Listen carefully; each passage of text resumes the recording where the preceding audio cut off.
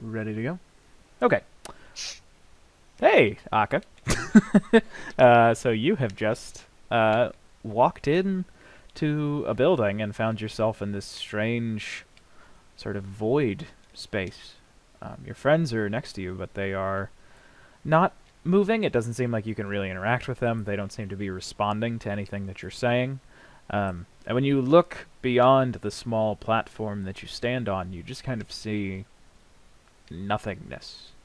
It's like darkness, but less comforting.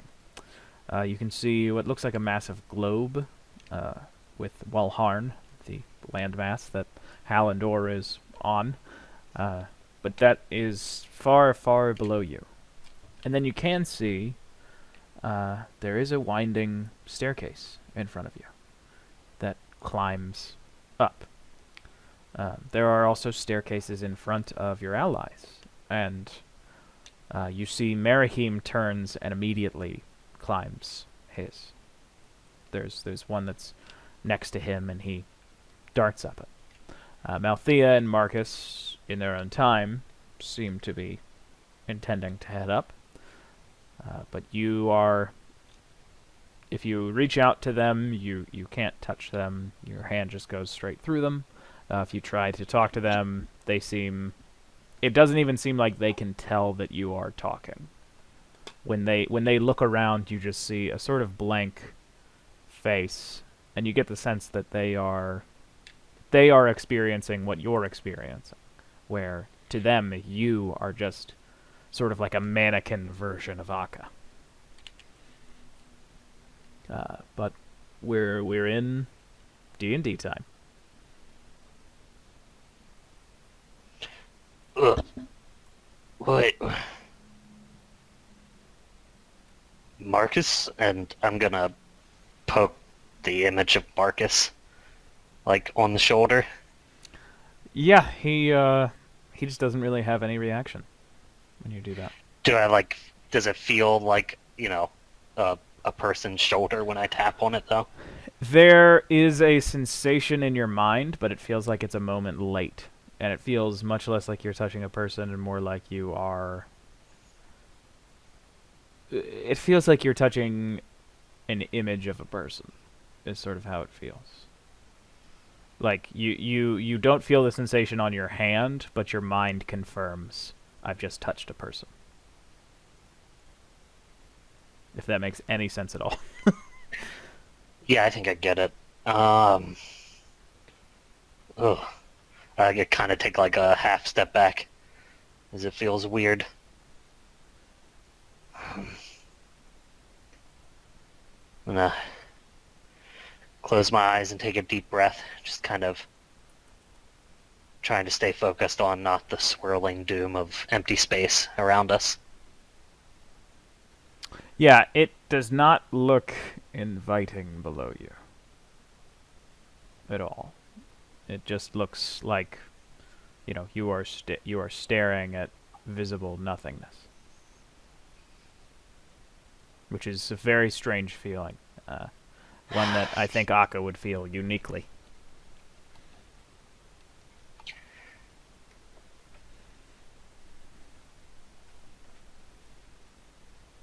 And they haven't like reacted in any way to me speaking to them. I'm no, that's it. But Right. No, they... seeing that is Yeah.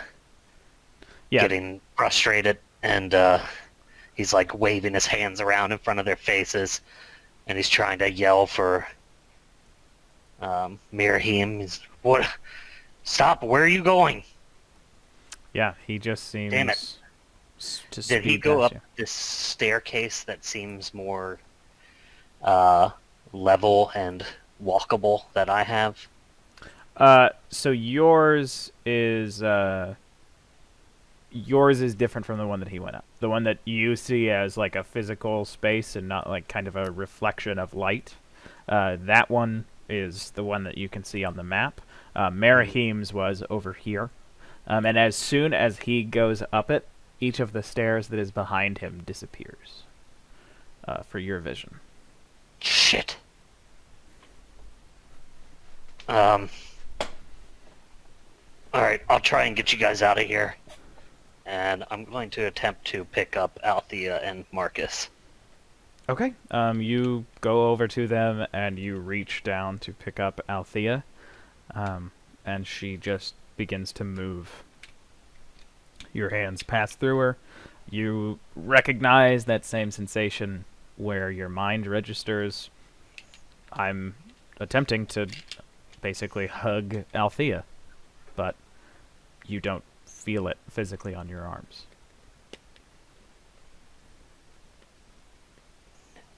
Damn it. Gravedigger, can you hear me?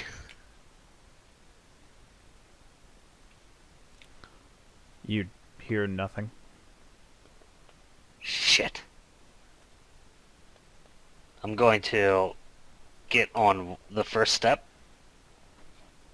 And he like goes up very tentatively and like taps it with his foot first and then steps up onto it.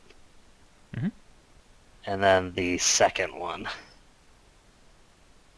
Does the step disappear behind me like Maraheen's did? No. Okay, I'm gonna take a few more cautiously slow steps up and make sure that doesn't happen again. And then he's gonna come up to the top and scratch at the scalp of his skullet, and is going to look over the edge down at this globe. Yeah, it is at least like a 200-foot drop from where you are, if not higher. The having no other things in your field of vision make it hard to perceive depth. Mm-hmm. And it is very big. Like you feel like you could probably stand within the landmass of like Hallandor, like both of your feet Mm-hmm. together. That's how big it is. But you notice that the land parts of it are physical. The water that is on it seems to actually be moving like water. And you can see that in different parts along the coast, the water is like bubbling and like churning, spinning in whirlpools, and sort of lapping up higher than, I don't know how acquainted you are with the sea, Akka, but maybe not naturally. Not much in the way of sailing. I've probably taken maybe 2 boats in my life. And he definitely was not a part of the sailing of it. It was more like he just booked a ride. A pleasure barge. But he loves the beach, though. Oh, of course. It's a great place to work out. There's always other buff dudes working out at the beach. You can run and try to beat them in like a race. Yeah. Yeah. It's the only time he wears shoes is when he races other fighters on the beach. Rocky 2 stop. I kind of look up the staircase. And do I see, like, what seems to be continuing here, or what's that I'm looking at the top of these stairs? Yeah, it continues past that point. But it's just, like, more stairs on, like, this, like, empty space kind of stuff? Yeah, it looks like more stairs. There's a change that will come if you climb the stairs, but for now, Right. it's... Yeah, I just wanted to make sure it wasn't like, oh, for some reason you can't see past that or something. Sure. No, I didn't split you all up one at a time to just describe you climbing stairs. Well, I mean, I knew something would... Mhm, There's stuff to offer on the other pages. I just meant, like... Right. I didn't know if there was, like, a magic you can't keeping see me from something- seeing it from here. You can't see any physical difference. It just looks like a staircase that climbs until your vision gets blurry. Gotcha. Alright. I'm rolling something. And I'm gonna call... Hi.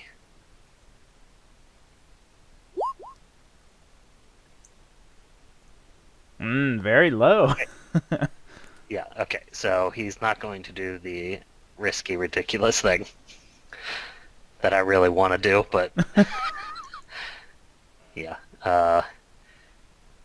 He kind of, like... is, like... does that thing where you, like, lick your finger and put it in the air to look for a breeze, and he's kind of like moving around and trying to get a better read on the edge of this and like how far down this globe thing is. And he almost steps off, thinking about jumping down to it. But then he looks back and sees that Miriam went upstairs and that the other two are starting to move. And he's just going to head up the stairs. Okay. But he's kind of hustling now. Like, not full on running or anything, but he's taking like 2 steps at a time. Yeah. So when you ascend the stairs, there's a sound that you haven't heard since you were a younger man. It's the sound of a roaring crowd in an arena. And it's from when you were in your biggest arenas, which is when you were a, younger man. You had some time in fight pits, some time in arenas, some time in, back alley fights where rich folk go to just watch. But this is something different. This is maybe like your biggest fight that you ever had. Most people watching. It was in the light. But more distantly than that, sort of around the periphery of your hearing, you hear something foreign, and it's a farmer's work song. And it's being sung by what sounds like 40 men and women, just working in time with each other, singing to keep their movements going at the same pace. And climbing higher, the sound of the fight disappears, and for a little bit, the work song persists. And then both of the sounds have completely dropped out by the time that you notice that the texture of these stairs have changed. Your steps are just more difficult to force, and you realize that the cold, solid marble has given way to warm and shifting sand. Then you see the top of the stairs, which are pretty close. There's a platform, and at the top of it there is this shining, silvery arch, and through it you can see natural sunlight. When you crest the stairs, you see that everything stretching in front of you is sand, but in the distance there is a small line of white, something different from sand.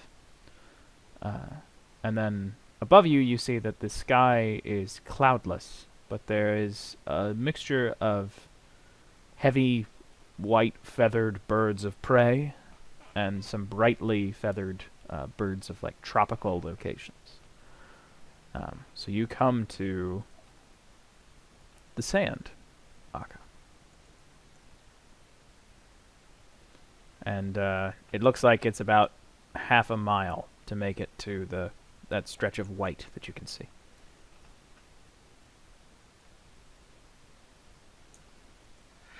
Does there seem to be any life in the sand, like plants or insects or Doesn't seem creatures? to be any for what you can see, but you can see like lizard tracks off to your side.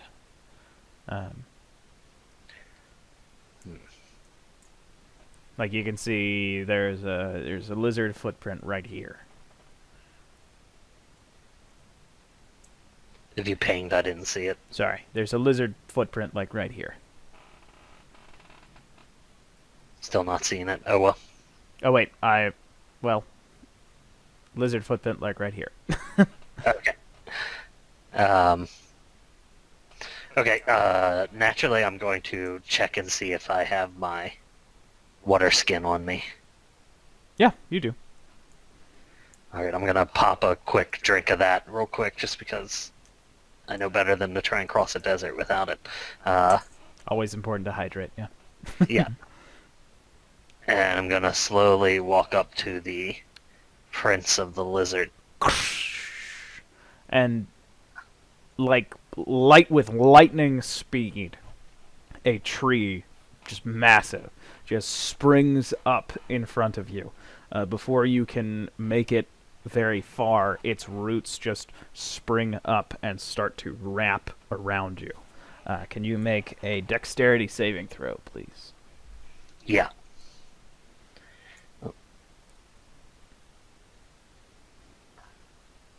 Mm. Oh, that's good. Wow. Okay.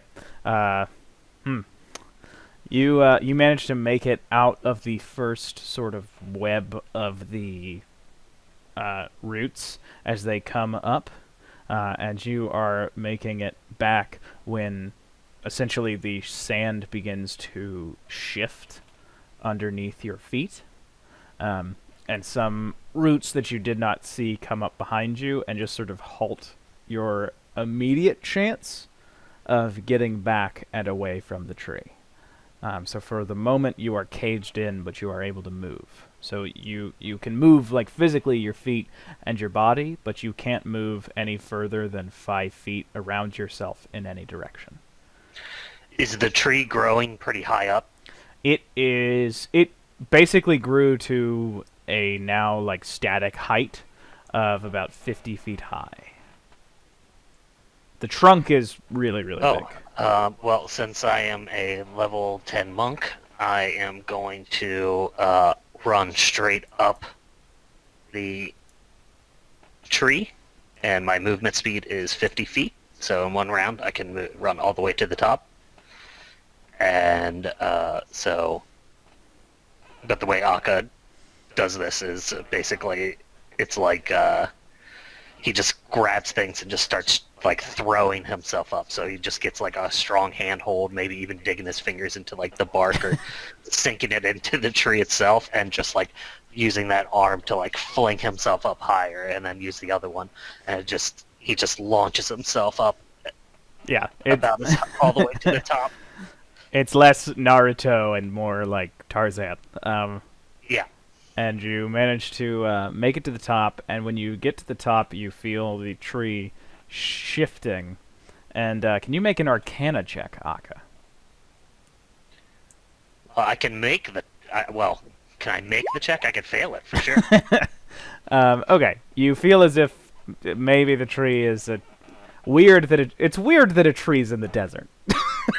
That Akka thinks. That Akka realizes. I mean, that was kind of my thought, is like, look, this tree's in the middle of the desert out of nowhere, but at least it's giving me a way to look out. So that's why I ran to the top, so I can look out around me. Okay, make a perception check on the top of the tree. Also not my best. 10. Okay, well, but you can see that strip of white that's ahead of you. That is snow. Oddly enough. And you can actually see that it winds in this long path up to what looks like kind of like, if the sand was water, it would be like an island of snow that is on top of one of the dunes. And by the time that you recognize that, the branches fold up around you and try to grab onto you. Can you make another dexterity saving throw? Yeah. Another perfect one. Okay. Since I rolled 2 natural 20s, can I kind of do something with this? Yeah, go ahead. As they start to try and grab me, I kind of let them like grab around my wrists a little bit, and then I want to use them to like slingshot myself with the top of the tree. And I want to kind of like shoot myself off towards the white and see if I can get some distance from this tree. I'm willing to deal with like fall damage or whatever. Okay. I'm gonna use this to my advantage. So it is gonna work the way that you want it to. But there'll be a little bit of narrative coming in as you go. So yeah, you basically, it comes up two like weird, like seemingly stuck to the ground vines come up and grab you around the wrist. And you sort of position yourself at the back of the top where all the branches meet. And as the branches are coming around you, you roll back, and then you sort of just really like grasp at the roots, and when the roots or the vines, and when the vines try and like pull you down, you shake them off. and so you get thrown, and you are gonna fly like you fly like 300 feet Holy shit, okay. off of the tree, and you do feel like, oh, when I hit that sand, I am gonna really get punished at the speed that I'm going. But I hope then that sand wasn't wet anytime soon. you see uh, more vines, and you see basically another tree growing up in front of you at about where you're going to land, and it reaches out and sort of grabs around you, and basically it slows your ascent, but you are going to be trapped up in this canopy of vines and branches, but you sort of fall through it and are held in it just for a moment, when all of a sudden you see uh, a ghostly figure in front of you, and it is Merihim, and he is holding that fire staff that he has, and he presses it down, and I don't remember what spell he cast, but basically he uproots the tree. I believe with Maximilian's earthen grasp, he just tears the tree up from the ground, and you see that you are the tree is thrown away, and you are able to fall back down onto the ground, safe and very close to that line of white. But then the ghost of Merihim disappears. Shit, Miriam, you still there? You don't hear anything. Oh, great, his whole body's turned into one of his arms.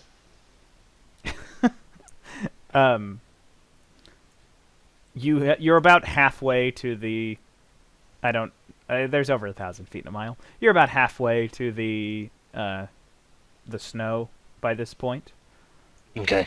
And yeah, you. All right. I'm just gonna start booking it there in case any other trees try and pop up on me. Yeah. See if I can outrun them. You feel as if the trees are gone at the moment, but there is something sticking up out of the ground, and you see that it is a human hand, and it is like wiggling. Oh, hey, are you stuck in there? It holds up one finger and like kind of like nods like it's its head. All right, I'll get you out of this, and I'm gonna clasp it on the forearm and try and yank up as hard as I can. And coughing, you pull up a gaunt human man. He looks like he is probably from like Zishan, but he is in very, very. Oh no, you go back in there, Sashinians. I'm just kidding. Yeah, I know.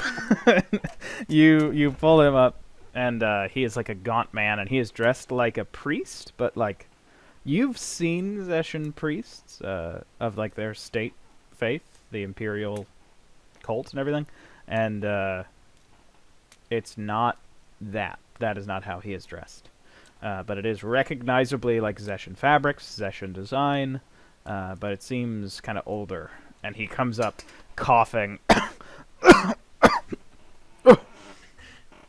My gods, man, here, get something to drink. And I'm gonna give him my water skin. Thank you. How long have you been trapped here? An hour.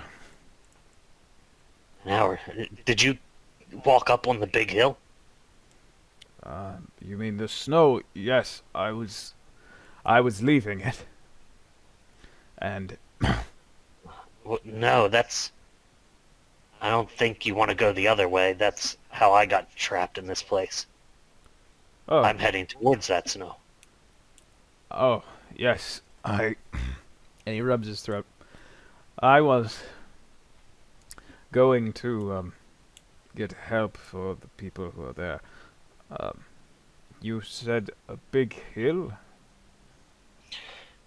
Yeah, it was. I'm sorry. Where exactly were we where we were looking for the hill again?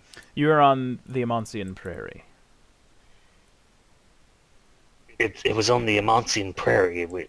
walked onto it. Some gravedigger tricked us, and Well, you don't know that. I don't. No. Oh no, that's right. He warned us, but we were foolish and stepped into it, and now me and my friends are like trapped here. I guess they can't see me for some reason. Oh. You are from So outside, then. Come to... Have you come to aid the mistress? Or are you tricked by... well, I mean, a lot of mistresses have looked for my aid in my lifetime, but I'm a little too old for that. Right. And I give him a wink. But you are a living person, a living thing. Well, of course I am, just like you. No, I am not alive. What? I am a memory. You look alive. Thank you, I suppose, but no, I am a memory of the woman whose mind you are currently inhabiting. That's Again, I've inhabited many women's minds, but I I don't wish to take up residency. I understand you are quite the Lothario, but the do you understand where you are? I don't know what a Lothario is. Are you being condescending?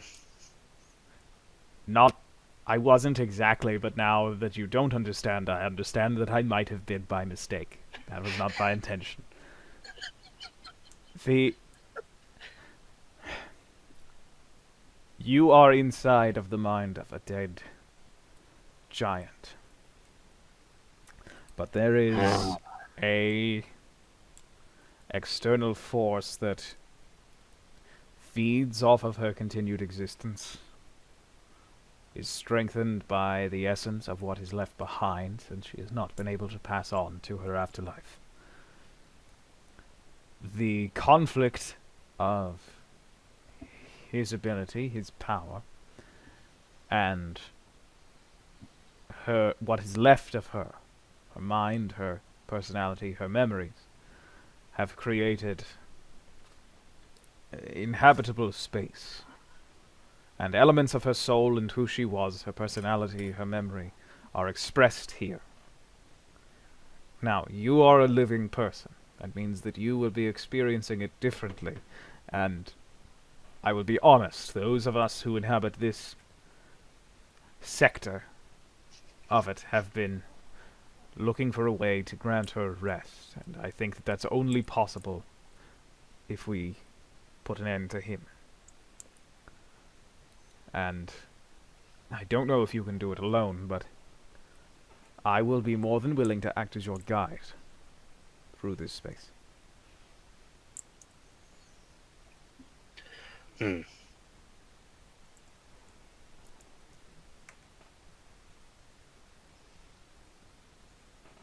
How well do you move around? Well, when trolls aren't digging me into the sand, probably not as well as you, but as well as a normal person. He looks down at your feet, Okay. not covered. And they're just like, and it's not on purpose, but Akka's toes just kind of always do that like little weird like Wiggle out of the grippy bits. thing. Oh. Not really like a wiggle, but like it's almost like they like squeeze the sand the toes do, and release like constantly. Mhm. Uh, and he's like, yeah, well, I mean, I don't know if I am able to help, but I could try if it's gonna help get my friends back. Good.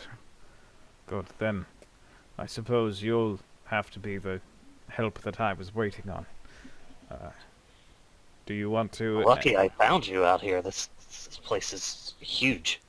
I vary, but there's only one path to the island from where I think you came from. And as he says that, you notice one small dune begins to sort of shake, and the sand is falling off of it.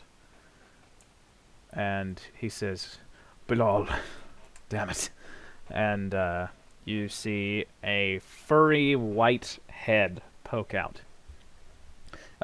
It has like sort of a.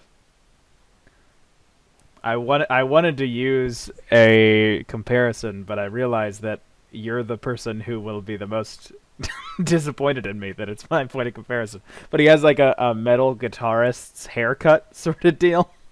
But it's just this stark snow white, and you can see that there's this sort of bluish, whitish, gray fur beneath, and the head is much, much larger. The hair is covering everything above the mouth, but when the mouth opens and sort of takes in breath, you can see that the teeth are just fangs. And as its shoulders come up, you see that its shoulders are proportionally bigger than even its large head, and then it sort of just pulls up a human-sized like waist and sort of lower torso up, and you see that it has these massive like gorilla-shaped shoulders and arms. And you are looking at a troll. Can you roll initiative, Akka? Yeah. What's the goddamn about? Just fighting a troll? Just the size of its arms. Ow.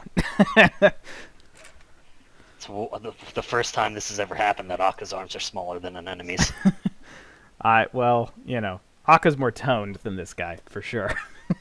Actually, not really. Akka has that, like, Hungarian wrestler plus old man layer of fat around all of his muscles. Well, Akka's got more oil on his muscle then. That's true. Okay, so the troll is actually going to be going first. The hell are you doing here, Zach?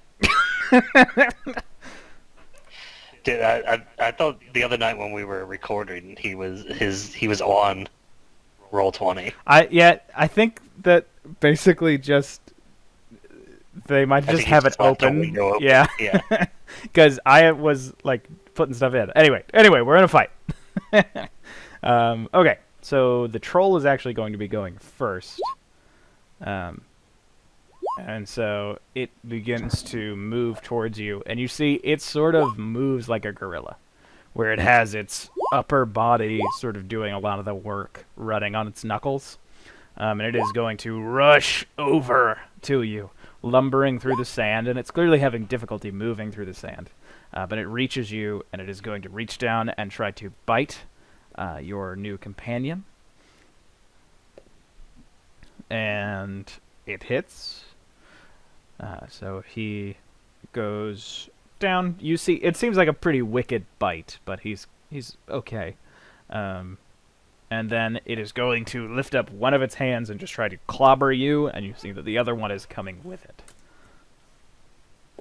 So the first attack is a 17. Its fist just rams down onto you. That will not hit. Okay, and then its second attack comes down, and that is a 23. That hits. Okay, when it lifts its hands, you see that, like, it has claws, and then from each of its fingers down along the forearm, there are just, like, these streaks of dried blood caking its fur. And then it has just patches of much thicker white fur, seemingly, like, randomly placed around its body.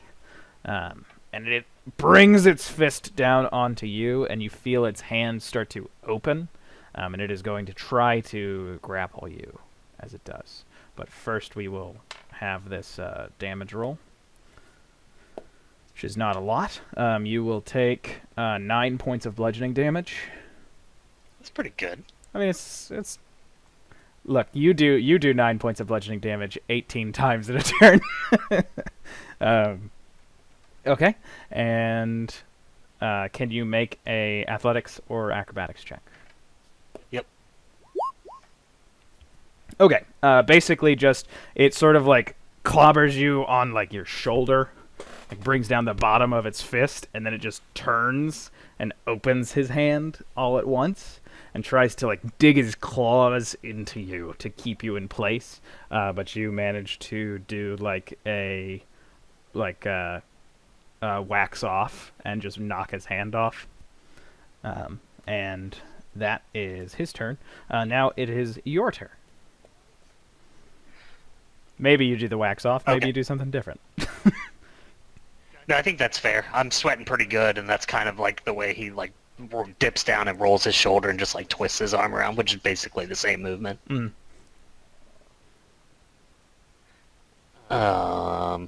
Okay.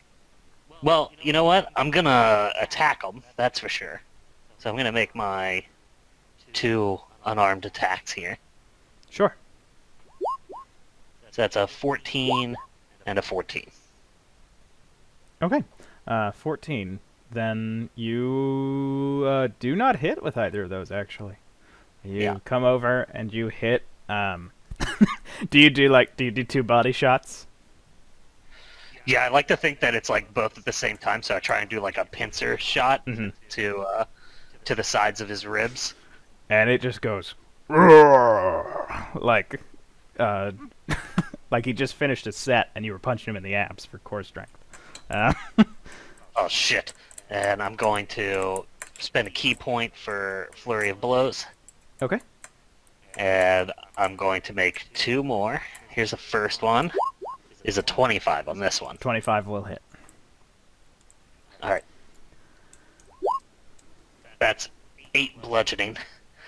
And so when I see him like put his face down and because he's much taller than me, right? Yeah, he is a large creature. I basically just like from my like crouch position, I look up and see his head like pointing down, like hovering over me, and so I just kind of jump up and just ram the top of my head into the bottom of his jaw. Yeah. Cool. And here's my second flurry of blow attack. That's an 18 to hit. 18 will hit. All right. And that's going to be 6 bludgeoning. I want to try something. I forget exactly how it works. Let me open hand techniques. Trigger with an attack granted by flurry of blow, you can impose one of the following effects. All right, I want it to make a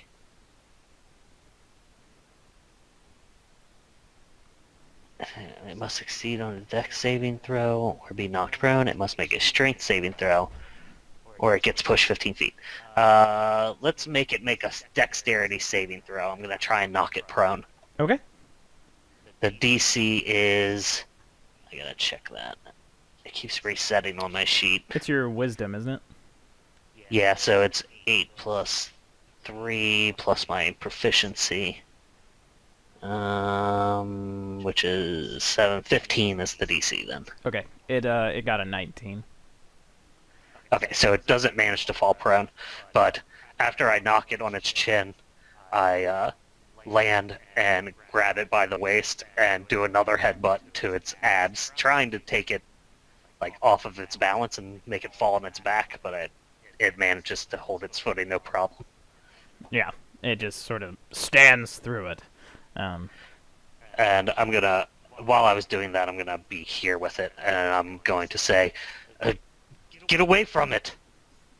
Yeah. to the man I pulled out of the sand. Yeah, and he does not need to be told twice. He backs up to here, and he just raises one of his arms, and then you see he takes down 2 of his middle fingers, so that he's doing like a maloik. And basically just these globlets of fire just appear around the head of the troll, and then sort of just swarm him. And he's going to make a dexterity saving throw. He fails, so he takes not a lot of damage, but he takes a, pretty decent amount of damage for that. And then he is going to say Balal's blessing and get to here. And you heal for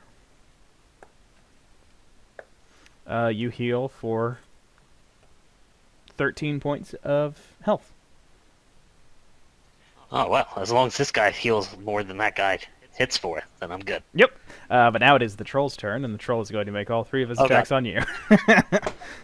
I spoke too soon! So he opens his mouth, and you see that he has, like, almost like tusks, where just not really, but his lower canines are bigger than the top ones, and he is going to bite you. And when he does kind of like a scooping motion. So I'm going to roll to hit. If I hit, I'll need you to make a dexterity saving throw.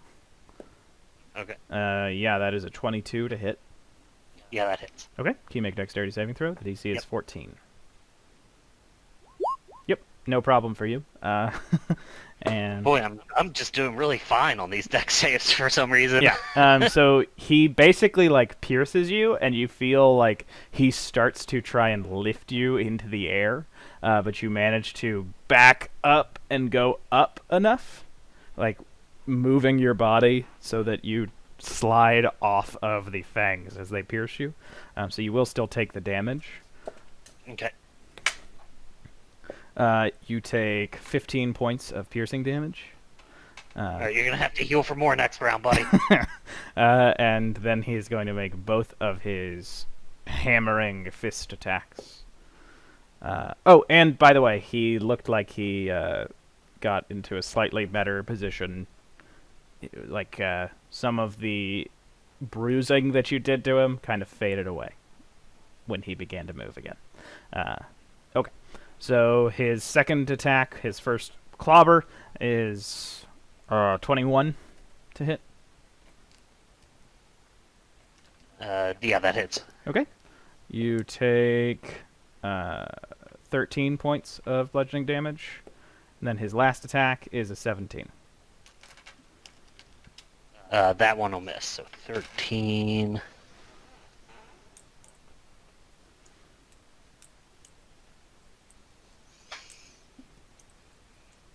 Almost bloodied. Okay. Next up, though, it is your turn. He just sort of leans down and... in your face. That's giant for in your face. All right. Okay, so I'm going to pull both of my fists down by my waist. It almost looks like Akka's about to make some kind of a karate stance. But then he just uses that angle so that he can shove his fingers through his cestus. And he's going to turn on...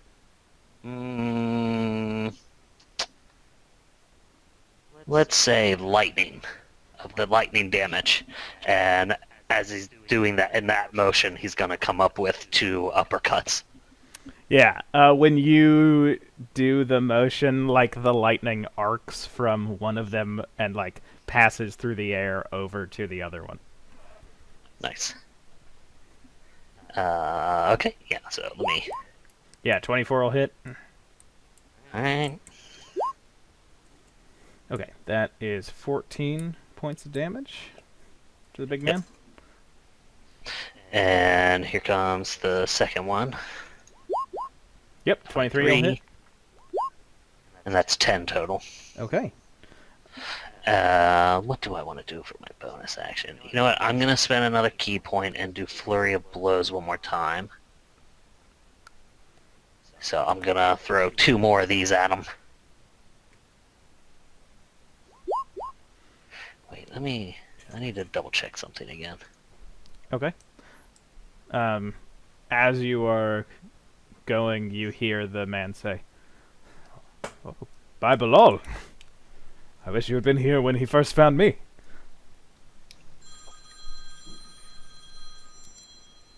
Okay, I think these Flurry of Blows I can't use my cestus on.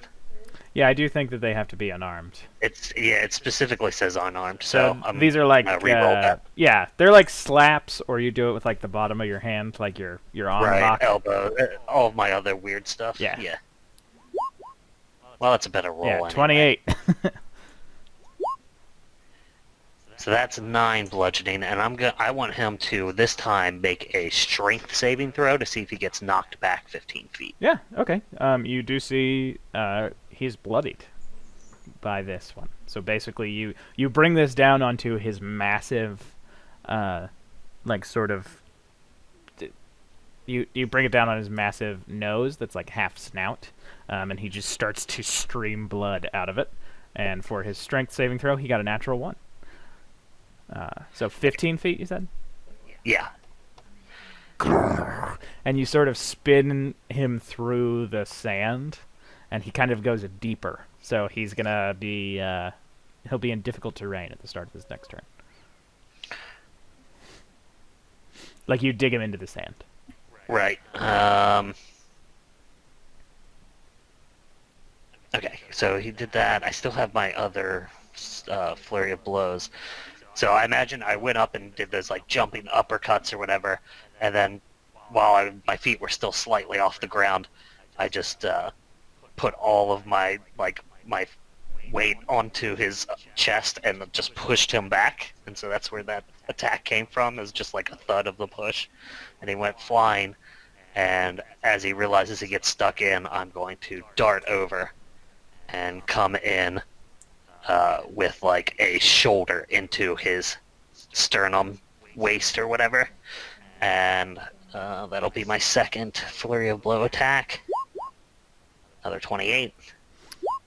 So that's 7 bludgeoning, and I want him to make a dex save on this one to see if he gets knocked prone. Yeah, okay. He takes 7, and what's the DC again? It's 14? 15? 15. Okay, he just succeeds. Okay. And 7 points of damage. And that was 1, 5, 10, 15 to get there. I will take another 5, 10, 15, 20. That makes it 35, 40. Yeah, I'll just go to there and get in front of this guy. Yeah, and then it is his turn, and he just puts a hand on your elbow and says, "Well fought." And We should get moving. casts Cure Wounds on you. You get a total of 12 points of healing back. So you gain 12 points of HP, and then he is going to cast Bless on you. So you have been blessed. Sweet. And hey, just a sec. Mm-hmm.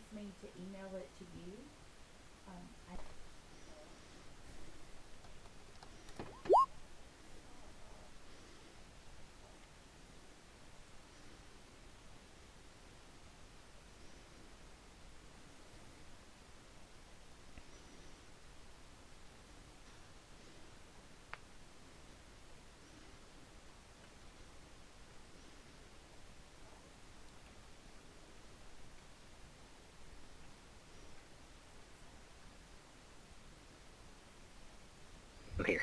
All right. So basically, you have just had Bless cast onto you. Additional D4. Yada yada yada. And it is the troll's turn. So the troll is going to climb out of this. So that is 10 feet, and that is 20 feet. And it is going to come right here.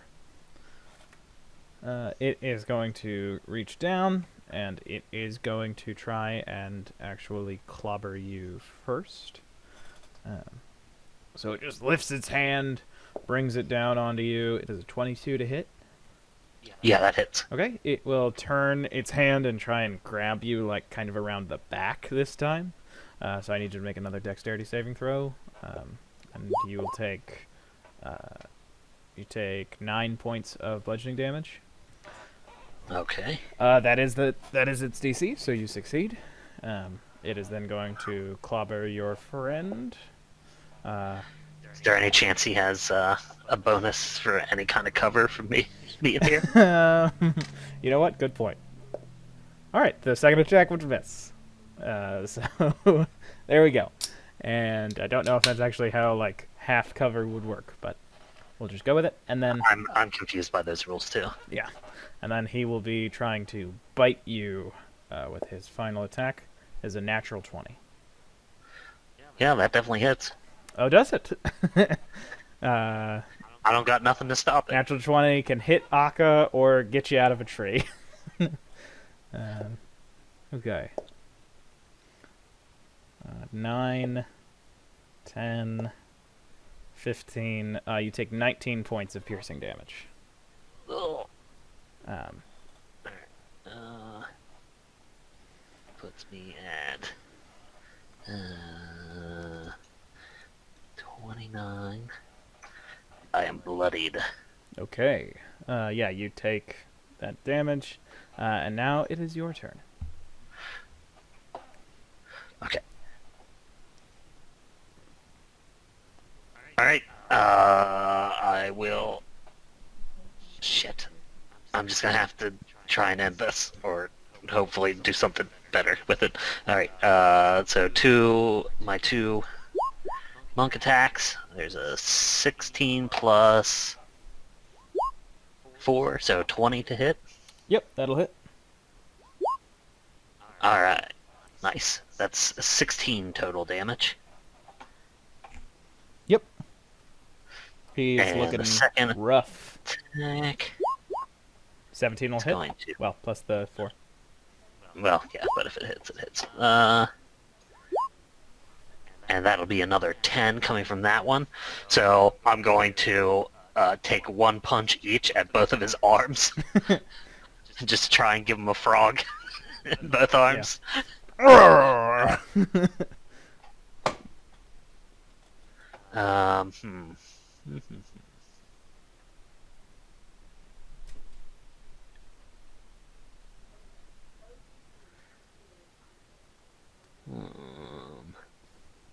You know what? I'm going to spend a key point on that last one and ask that he makes a con save, DC 15, to get stunned. Okay. It's gonna be close. Nope, 14.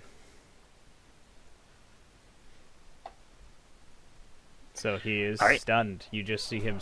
You basically hit him in both arms, and he like seizes up, and then like his blood flow stops or whatever monks do, and he just stays in that position. All right, I'm going to use my Tavern Brawler. Since I hit him with and technically anything is an improvised weapon for me. Yeah. I'm going to use my bonus action to grapple the guy, my new friend here. Ah. Just grab him by the shirt, and I'm going to run away 50 feet. Okay. Yeah, you managed to make it away from this troll, and then it lumbers after you, but it's having more trouble in Oh, the I guess I sand. couldn't go 50 feet, sorry. Since I'm carrying him, it's 25 feet. Okay. Yeah, but you managed to stay ahead of the troll for long enough that you are going to make it to that strip of snow. And really quickly, I'm going to save. You make it to the strip of white, and your friend seems willing to walk on his own now, but. Sorry about that. I just wanted to make sure that thing didn't grab you up. And I kind of smooth out his vestments where I wrinkled them. Yeah, you recognize when you do that he is like, he does not eat, basically. Like he is practically just skin and bone. But he is like really young. It's just that he's so young and he has a thick beard, so he looks a little bit, or he's so thin and he has a thick beard, so he looks a little bit older. But he's like 21. No, thank you. I would have almost certainly been shoved back beneath the sand, so thank you. I doubt that anyone else is going to be coming through here for quite some time. Right, so you said you had friends this way? Yes, I do. Up ahead. Should we go see about them? Yes. I think that's for the best. And he begins to march forward. The snow is much more like, it's like packed snow, so it's pretty easy to walk on. Not difficult terrain. It's kind of like a welcome. This is like a frozen oasis. And it's not, you're not like cold, it's like mild here, rather than the 80 degrees of the desert. When you approach, you see that there is a beautiful Shuhan starling up in one of these trees as you approach. And you see there is a very burly, bald man in sort of simple, like, traveler's robes and coat. He has a lantern down at his That's side. sloth. And he is patching up what looks like a rowboat, and then next to him there are a pair of like normal-sized men, not nearly as burly or tall as he is. Like this guy is almost built like Akka, not as muscular, but like has muscle and fat, but is like as tall at least. Same frame. He's a guy that would be frustrated by all people constantly calling him big guy or big dog. Yeah. He is gonna have the reaction when he sees Akka that Akka had to see in that troll. Here we go. Hail. How are you? Hi. Oh, hello, says one of the gentlemen on the other side of the boat. I came across your companion here in the deserts. Yes, this gentleman... Did I get your name? Oh, I'm sorry. I'm Akka. Oh, Akka. Pleasure. I'm Maskesh. But this gentleman, Akka, helped free me from the sand and then beat off the troll that put me there. I was unable to fetch any tools, but I thought that Akka might be able to help us get the boat back adrift. Yes, I beat off the troll. I gotta tell you, my hands are sore. Right. Both of the normal-sized fellas. You see that this boat is only big enough for two, and you see that there are like some supplies sort of gathered around it. More like merchant stuff than like traveler stuff. They have packs, but otherwise looks like they are intending to sell things. The guy who is patching the boat kind of looks up at you, and he seems utterly shocked, more so than either of these two. Okay.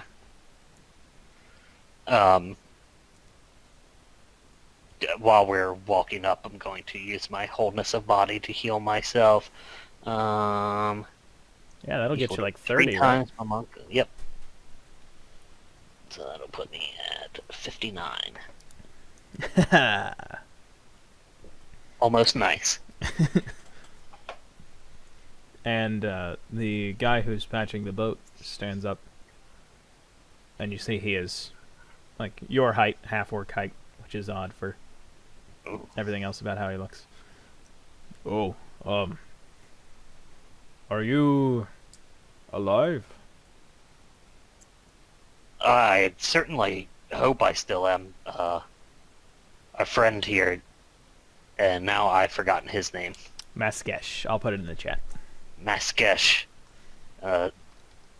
says that I kind of got trapped in this, I guess if what he's saying is true, this giant's memory Oh, by some kind of magic or something. I'm right. trying to see if I can get to my friends. I have 3 other companions that... Yes, I've seen 2 of them. Wait, you have? Yes. What did they look like? One of them is believe they're called tieflings. He has blue skin, antler-like horns on his head. Yeah, did they have these? And I kind of like hold up the pauldron that usually dangles from my belt. Oh, yes, both of them did. Him and a young half-elven woman. Yeah, that'd be Mirahim and Althea.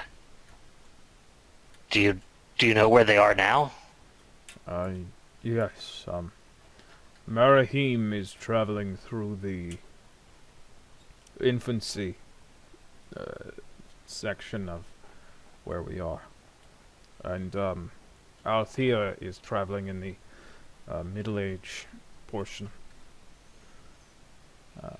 There is a fourth of you, but I haven't gone to check on him yet. Oh, do you normally check on people that gets caught here? There are not usually people caught here, and I am the only one who is able to go between the sections that there are. Well, if are you about to leave to find the fourth member of my group? Aye, when I finish this, and he pats the boat.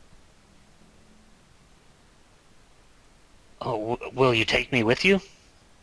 I cannot. I'm sorry. I wish that I could. I can fit on the boat with you. Oh, the boat is not how I intend to travel. It will not take me where I need to go. Oh, well, then why do you need to fix the boat first? Well, they asked me to. And he dips his head towards the two merchants who you see are arguing about something. Are you two alive? Oh, no. Well, then they don't matter as much as my friend that's alive and could be in danger. That isn't true. They are, they feel pain, they feel hunger. Libelul is, trying to destroy them as much as he's going to try to destroy you. Hmm. I cannot take you with me, but I promise that I can try and make sure that your friend is safe. Well, can you tell him that I'm here and I'm trying to find a way for us all to get together? Is there a way for us to find each other? Aye. But you will have to go further than memories or bonds can go. Will I have to find traits or ideals? I don't know. Maybe.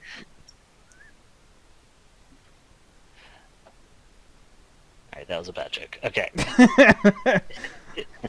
Oh, sorry, I'm just really worried about my friend. I understand.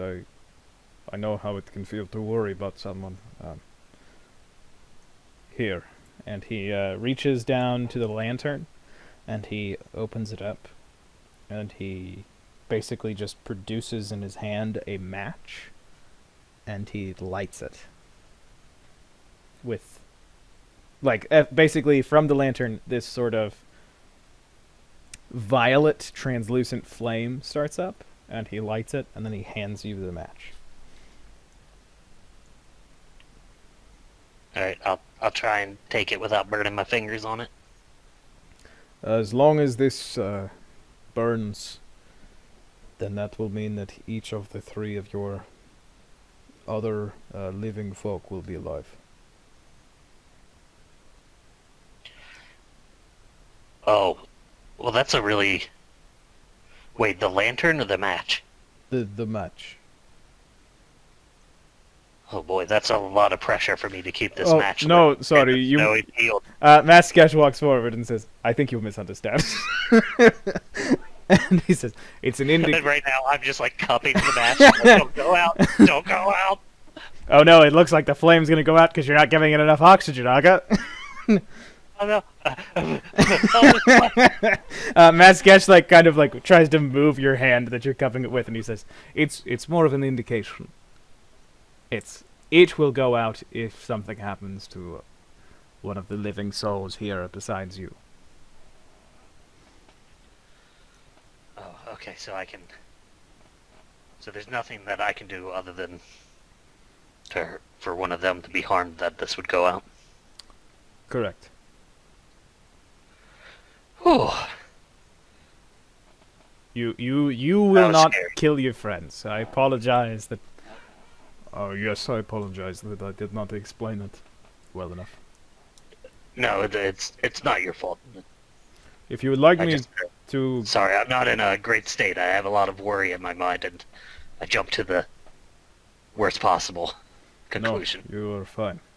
If you would like to give me a hand, we were almost finished.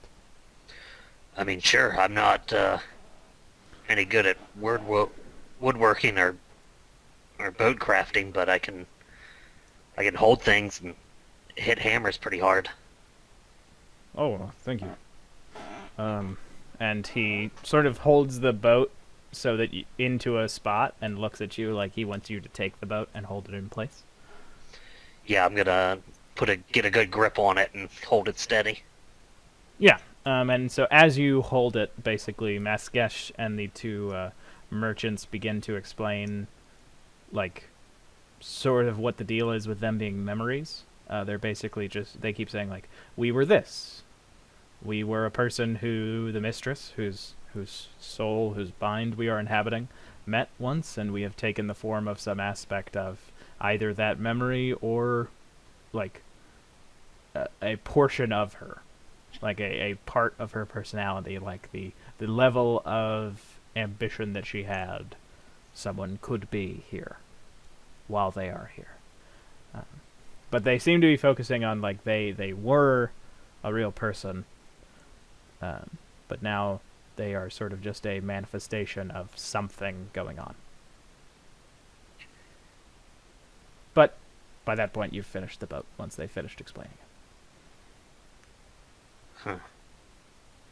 So is everyone except for me and my friends here? Is it a similar case for them? There are also the soul bonds of the lady, our mistress.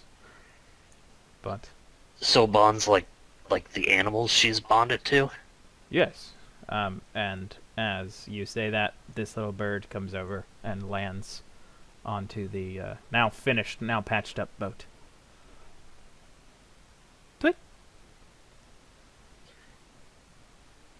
I'm gonna.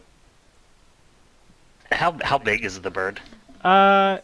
It looks like maybe like a 4-pound bird. Like it's big enough that it could sit on your shoulder. You wouldn't be uncomfortable, but you would be like, it's bigger than like a parakeet. It's a starling. I don't know More how like big a starling is. I don't either, but I'm just gonna assume it's like a dwarf macaw, It which is. it's between a parakeet and a parrot in size. Oh, it's 8 inches tall. Oh, yeah, that's about right. Okay, go on. So, and especially since I have big fingers, I can see if it'll climb up on my finger. Yeah, it sort of just cautiously puts one little talon on you and then brings the other one up, and like rockets. You don't have to worry about me, little buddy. I actually have a little bird that I have a soul bond with back in the, I guess, the outside world of here. Oh, I guess that's one way to explain it. yeah, Toot Toot just goes Toot. Toot toot. Down in your I was bulging around earlier, and you didn't even let me know you were in there. I could have given you a concussion. You see Toot Toot's feathers are a little ruffled. Toot Toot. All right, I'll pull Toot Toot out of my other finger. See? Toot Toot. How did you get here? And the starling goes, right? Toot Toot just kind of like tilts his head at you. I told you you're supposed to fly around and keep in safe distance. Now look at you. Oh, did you say that?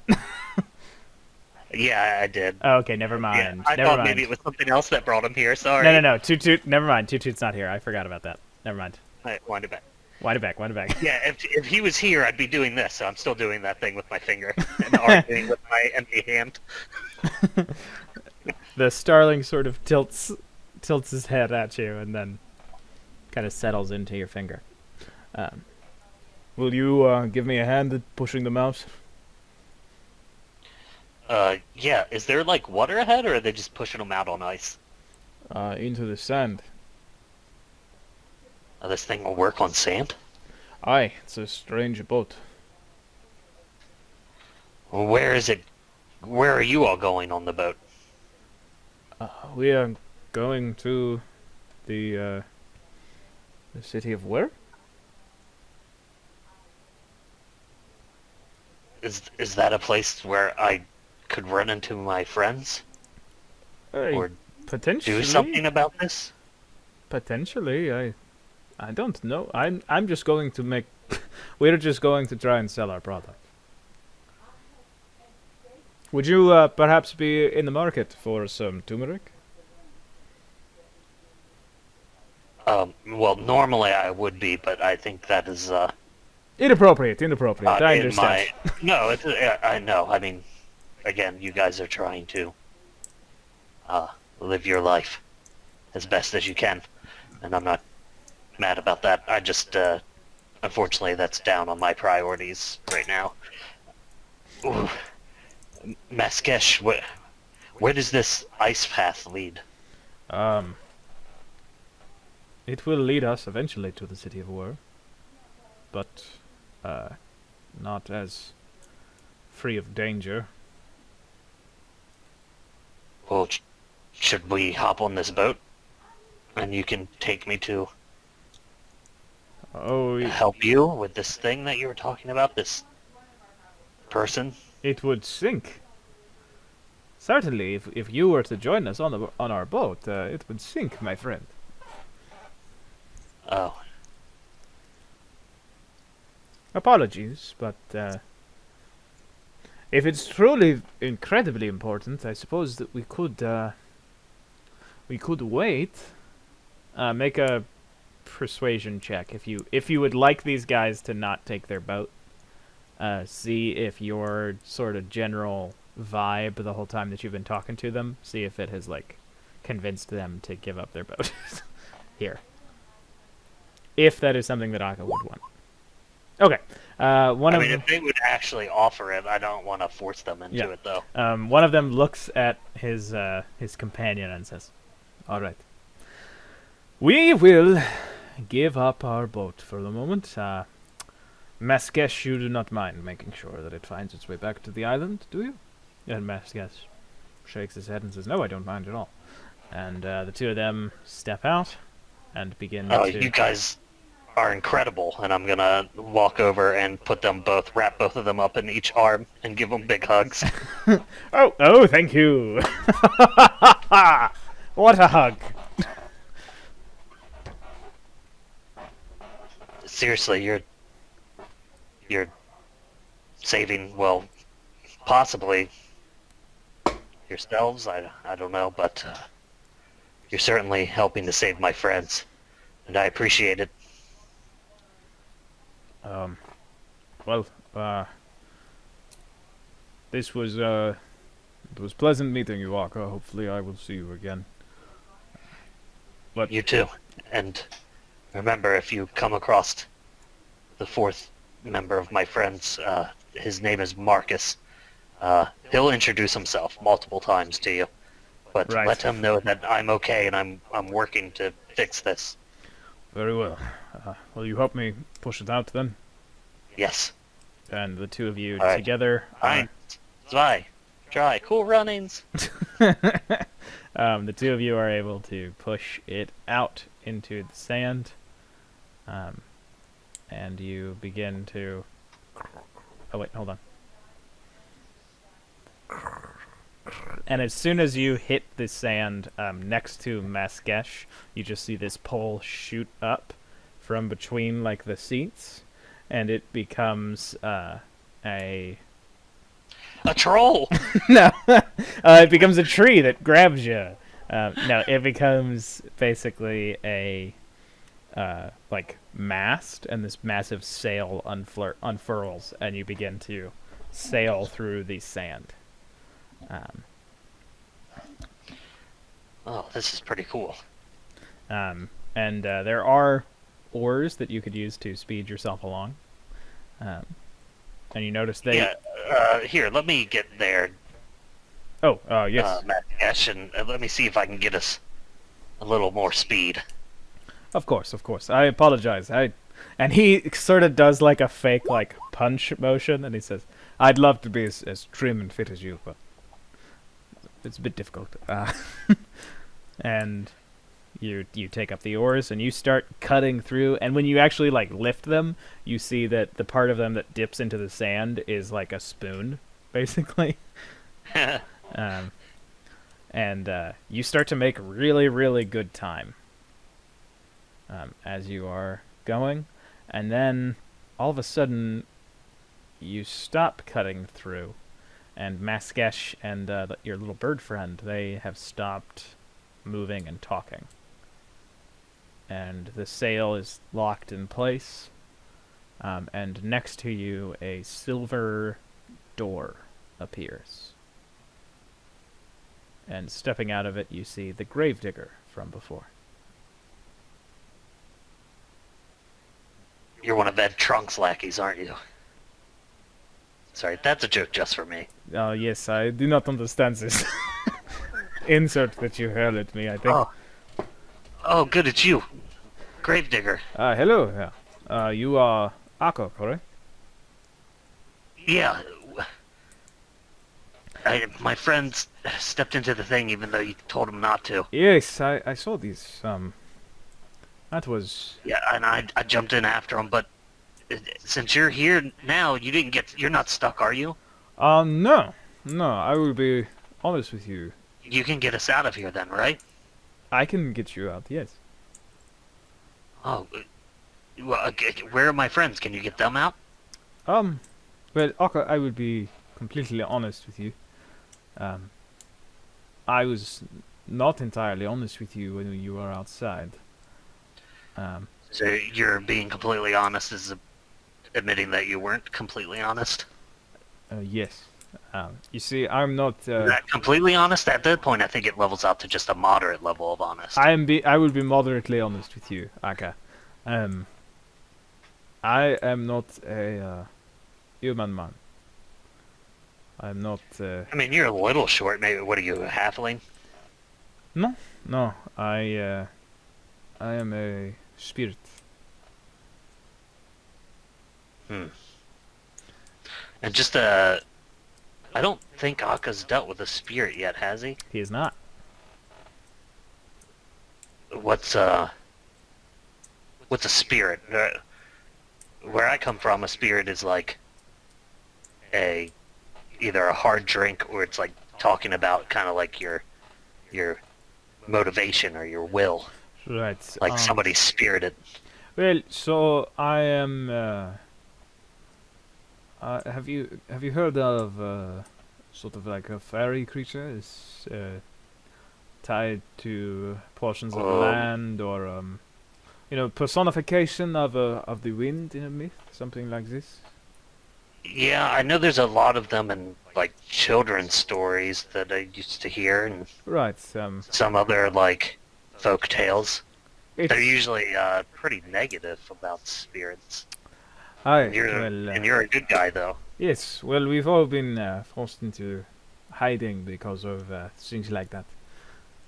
But no, I was a heel spirit in Docero, and I protected a grouping of hills. And when people came to the land, they struck a deal with me, and I offered them my protection. When some of them were unfortunately attacked, killed, I made a promise that I would eventually find a way to leave my home and bring them here, where they were from. So those were my friends. Wait, are those the plots that you were digging? Yes, but the bodies that I was burying were hundreds of years old. It took me some time to come here, and when I came here I saw the presence of other spirits around a massive grave. But I believe that I can use my own abilities, my own magic, to get you out. It is simply that I will only be able to get you and one of your companions out. Well, what would happen to the other two? I do not know. I think that they would be here for If they could naturally get themselves out, then they would be. But And what about these people? Like, do you know what this is? Because no, I'm very confused. this man and a couple others said that they're memories and that we're inside the memory of a giant's mind. Oh, is that? But they are also under attack, they said. Oh, right then. Well, perhaps then it is a bit sinister to leave the other two behind, but I can promise you that I can get you out. And that would include. So I understand if you are uninterested in taking it, but that would include a certain change in identity.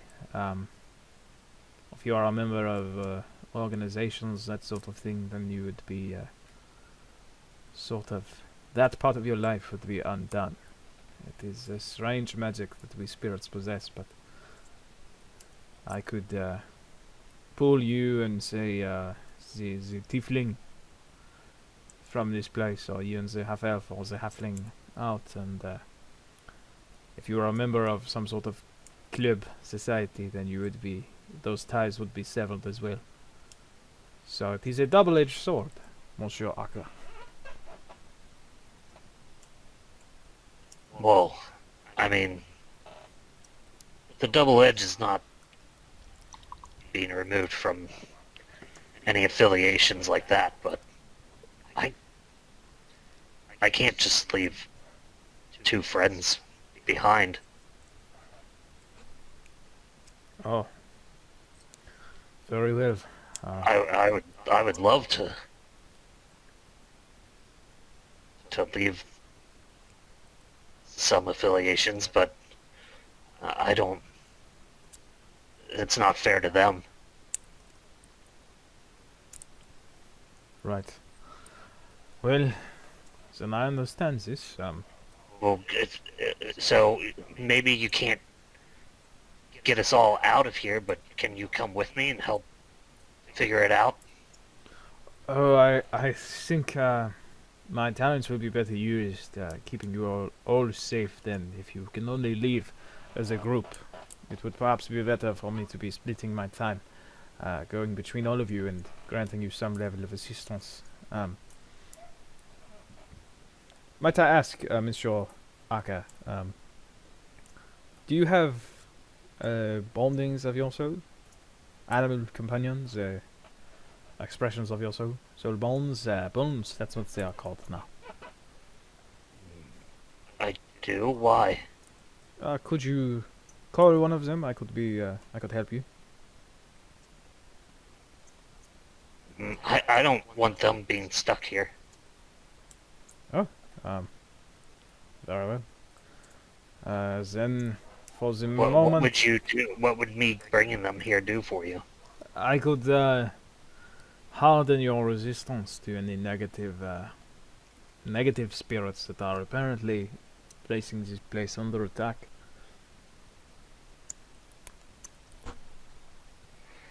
Hmm.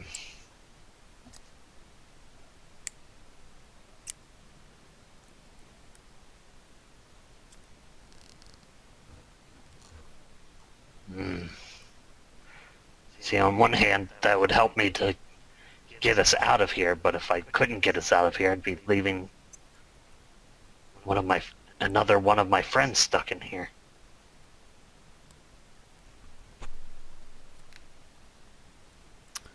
Well, if you're not interested, then I can move on. See if I can help Marcus or Althea. Yeah, somebody else is going to look for Marcus as well. Maybe you should check on Althea. Oh, what did he look like? Because then I could, if I see him, if he's able to move between things, I could speak with him then. He's a big, strong guy. Wait, why are these two not moving now? Oh, Is that part of your magic getting here? yes, it was. I had to. I'm only appearing to you as an illusion, Aka. Our conversation now is happening between 2 seconds. Oh. Well, he's just a big, strong human guy. I'm sure he sticks out like a sore thumb against all of these other memories, Very, since most of them are pretty skinny. very well. Well, and he holds out his hand. He's a nice guy. He'll help you with stuff that if you need help with anything while you're doing this. I'm sure that he will. And he holds out his hand to you.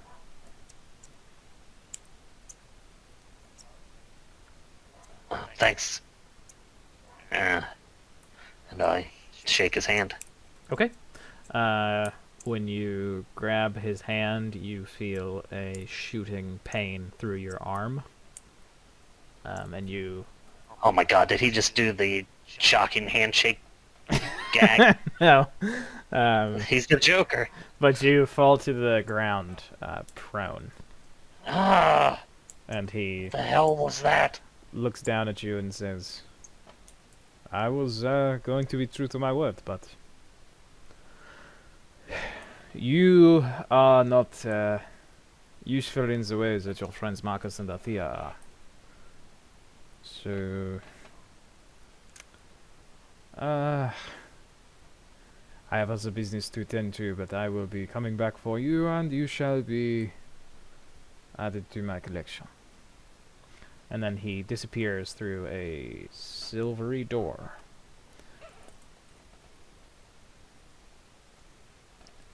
You are able to stand up as time continues. You were just kind of like leaning over the side of the boat. So the boat kind of like skids in the sand for a second, but keeps moving. You're able to rise. Everything's fine. You didn't take any damage.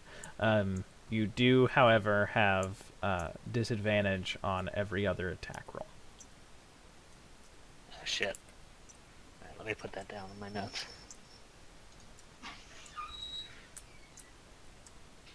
Advantage on every other attack roll.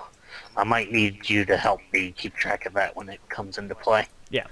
Like which one is... I guess basically, let's say we're on, you know, like Yeah. I'll forget if we're on an even or odd attack. I think the easiest way to do it is your second attack of your like main attack action will be at disadvantage, and then if you were using flurry of blows, the second attack in that will be at disadvantage.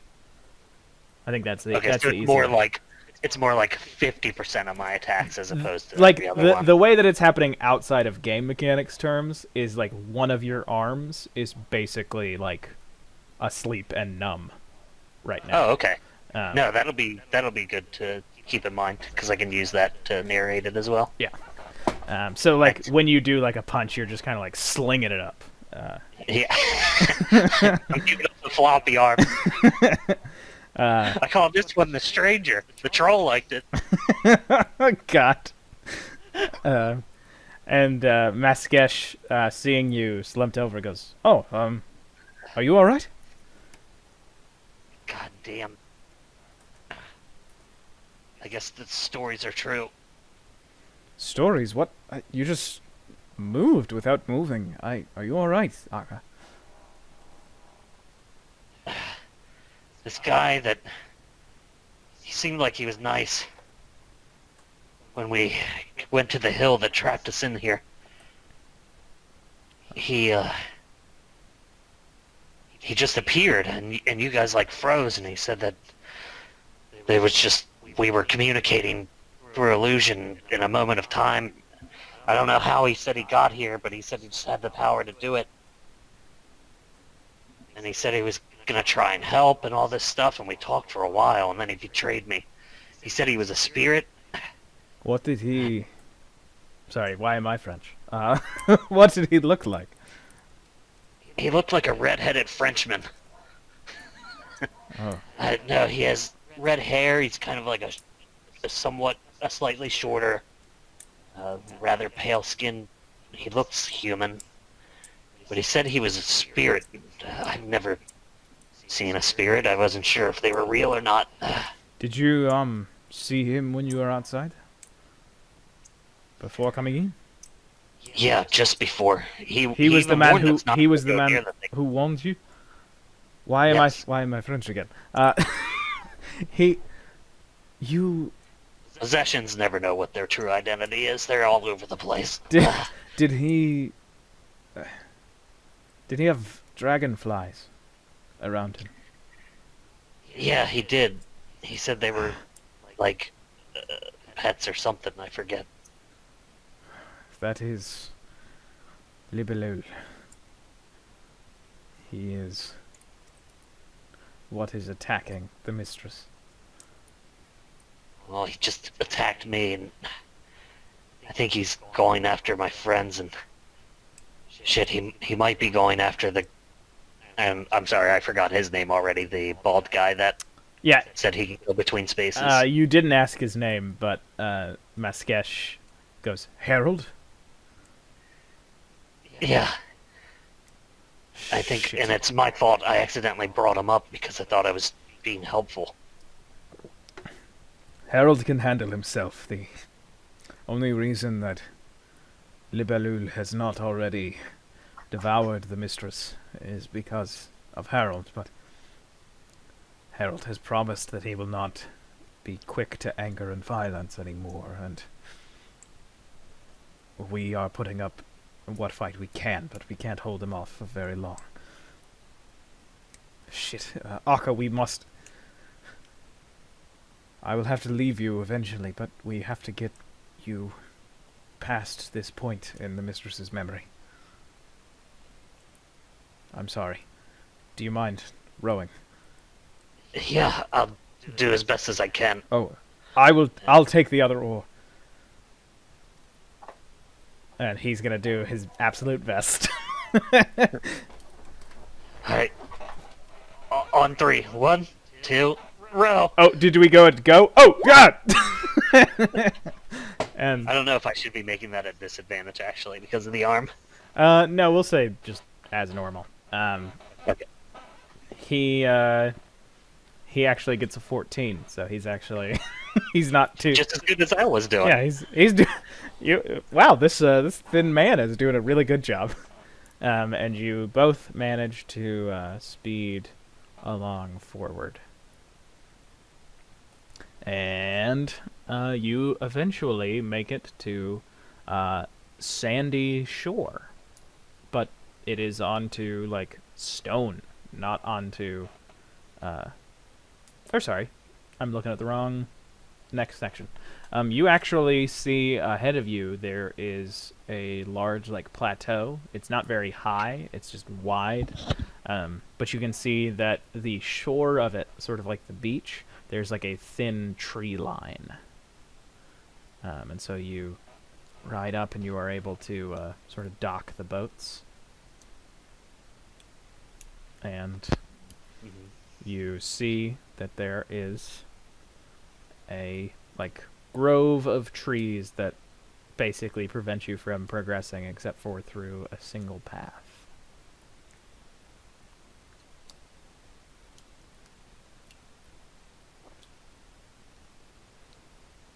Okay. While we were rowing, I'll say that I was asking Markesh one more question, or Maskesh, sorry. Why is the Lobo, you said his name was? Libellule. Libelu. Sorry, his accent and name is Libellule. something that my sensibilities seem to dislike. Libelu, do you know why he's attacking this memory? I am a man of faith, and my understanding is that I believe he was a demon. He was the primary antagonist of an entire religion in Dasara, where he is from. But when that faith was eventually replaced, he was lowered and lowered in stature. But he was able to keep himself alive in certain memory. But I think that now he finds that he can raise his power as a spirit, that he can gain the ability of anything that he diminishes, anything that he completely controls or devours. I think that's what he is doing to the mistress's mind.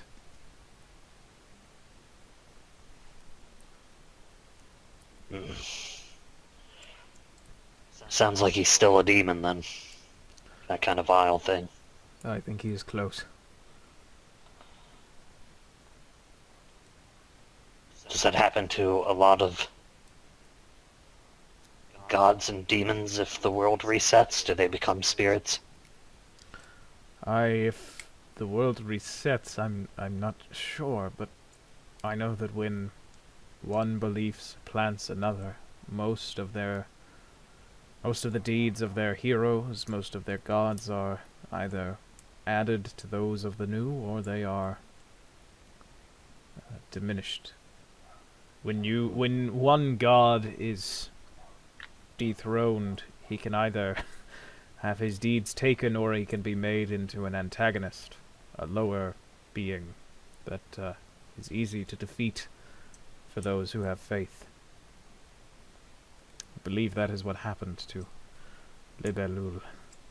He was a demon, the opposite of a god of benevolence, and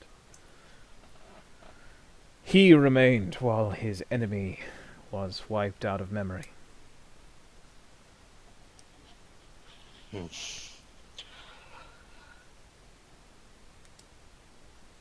So just an all-around bad guy. Got it. Not good, yes. Alright, I finish helping tie up the boat. Alright. And make my way up onto this greenery. Yeah. And the bird that was with you is still following. Come on, toot toot too.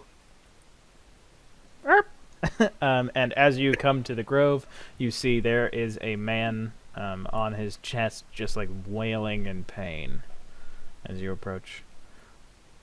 Do you know this guy? No, I do not. I've always taken the icy path. If this man is an inhabitant of the forest, I do not know. Kill me! Kill me! Whoa, whoa. There's no need for that. What's wrong? What? I was killed. I was bit by one. You have to kill me or I'll become one. The day quickly becomes night. No. Kill me now!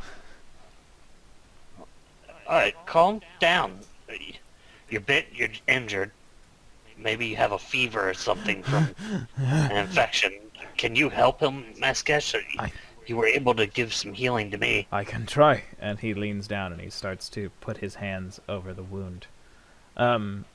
I'm gonna stay real close in case this guy turns out to be a bad spirit and is gonna attack Maskesh.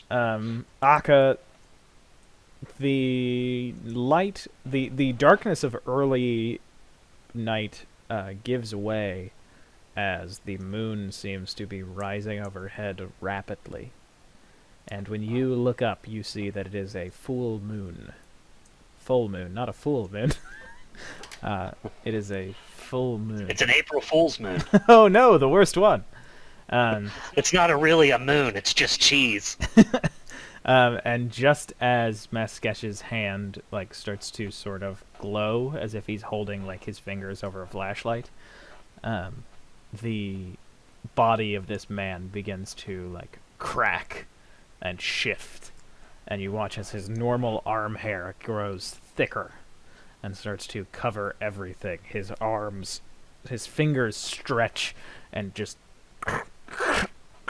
his fingernails slowly morph into canine claw, and his face begins to shake and his nose lengthens into a snout. And as he stops, he goes, "I'm becoming one." And Get back, Maskesh. My friend Marcus does this all the time, and it's kind of obnoxious. and he becomes a massive werewolf. And he... All right, hey, buddy, are you a druid? And I'm like holding my hands out, like calm down to the werewolf. And he looks at you, and he sort of, you see his mouth begins to water as he stands up to his full height. And then there is a howling off in the woods somewhere else. And he looks at you, and he goes down to all fours, and he just sprints off into another direction. Which direction did it look like he was going at first? This way. Okay, top left. That was weird. I suggest we go not that direction. Hi, the city of War is that way. Alright, we should try and go fast. Very I don't know what was up with that guy. Do you? I I knew the mistress for a long period of her life, but when I was young and she was as well, we ran into a group of people who could become wolf-shaped people, and he starts to like jog as he's talking. They were incredibly powerful in both portions of their mind and of their being. And now that I think of it, when we were taking up residence on an island, they were in charge of it. They were the ruling class of a sort, and we were able to eventually overcome them. But not for a long time. I was at least, and it seems like he's struggling to remember, at least 5 or 10 years older than I am now. I think it's best to try to avoid them if we can. Yeah, I'm all for that. Hopefully we can get to the bottom of whatever Libaloo is doing. Right. And And we can, sorry. and they don't have to deal with that anymore. Aye. And after not too long, the trees just kind of give way, and you are immediately walking on stone. And you are in, not a city, but basically like a collection of buildings. It's like when you see a city in a dream, where it's just like, that's not where those buildings go. But they're buildings that you recognize. It's kind of like that.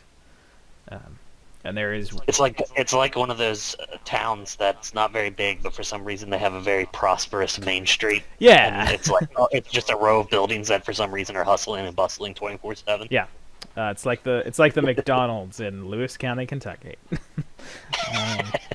But you can see there is a massive building, and it has a sign on it that is written in giant runes, are the biggest one, but then in every known language that you can recognize as a language, and a few more.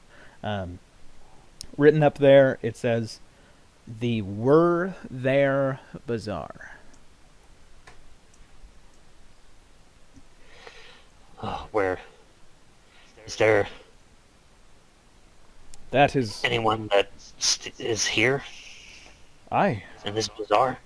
Yes, there are a number of merchants inside, and I just haven't put them in there, so let me... No, sorry, I more meant I was actually talking to him before Right. we walked in. Okay, yeah. I'm starting to think, as Akca, I'm like, I don't know what I'm looking for here. Hi,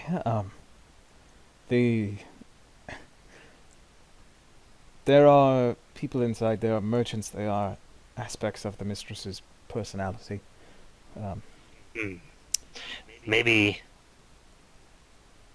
they'd be able to know some things or something, and they can help us figure out how to help this place out. They sell, the only thing that really matters beyond just surviving, they sell items from the mistress's memories. Let's see if any of them can help. Certainly. And you walk in, and you see it is basically just a whole lot of tables set up. It's kind of like a flea market vibe, like the way that it's set up, where it's just like stalls and stuff, and people are kind of going Oh, in yeah. between them. You see the ninja weapons that your parents won't let you buy. Yep. There's a lady selling DVDs. Yep. Five for $10, 10 for $15. Oh, this guy's just selling loose tube socks. Those look like they're like squash, actually.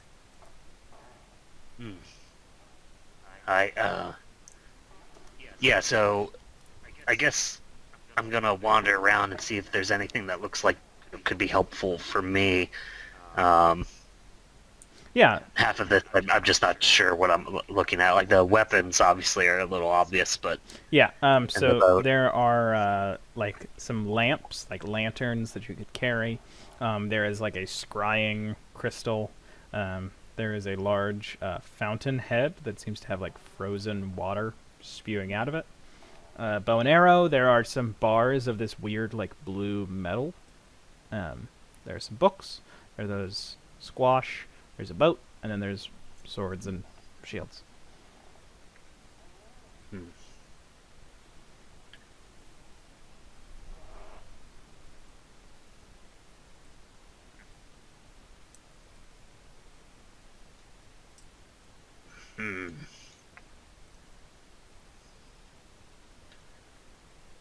Let me check out these lanterns over here, since we're kind of trying to find our way. You never know when a fancy lantern will come in handy. Yes, certainly.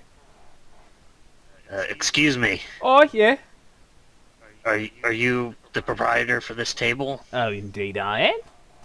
How are you? How can I help you? Well, I was curious if there's about these lanterns in general, I guess. Oh, of course, these were an invention of the mistress, and her Oh, her most faithful companion, the wizard Draculon. She sort of says that like you should know, like it's like a celebrity that she's mentioning. mm-hmm.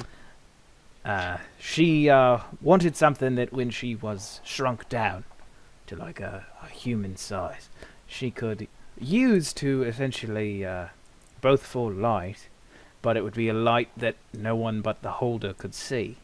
So it would be useful for, creeping around, getting around things, while being able to see past, what her eyes, giant eyes, better than a human's eyes, could naturally see when it was dark.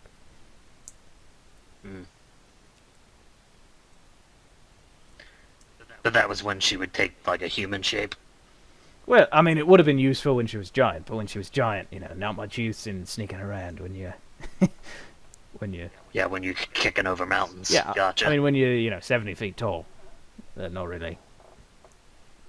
Not really much people are gonna do, eh? Right. Do you happen to know much about that table over there? That's an interesting thing. And I point over at the fountainhead with the ice water. Oh yeah, that's the. Well, it's a fountain that can produce pretty much anything liquid. There's another invention of. Oh, I've already got one of them. Wink, wink. All right. All right. Something tells me you're real friendly with trolls. There. They call me Troll's friend. It was a gift from the mistress's husband.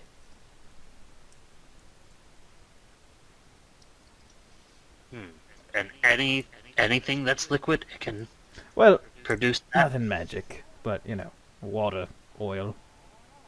What about like liquid metal?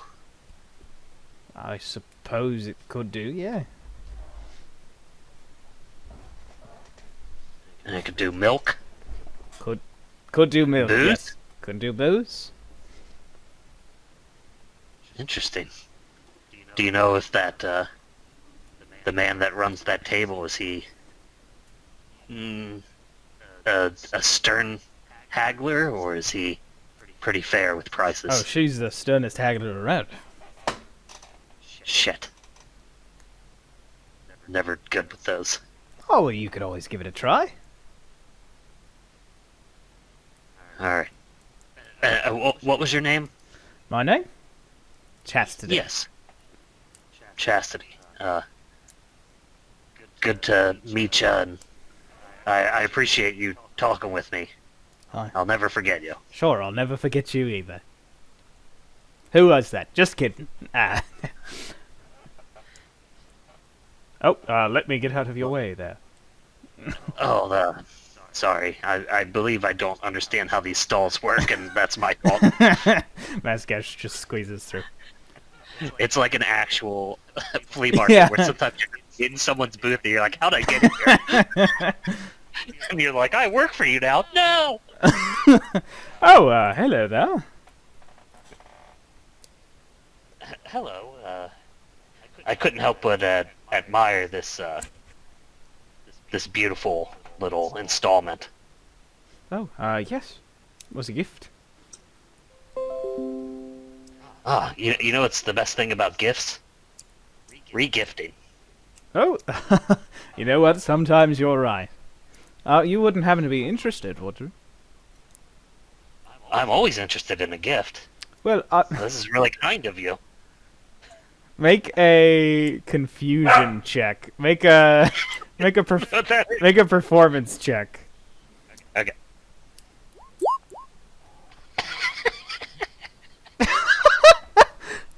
Oh, yes. Well, I'm sorry that I didn't wrap it.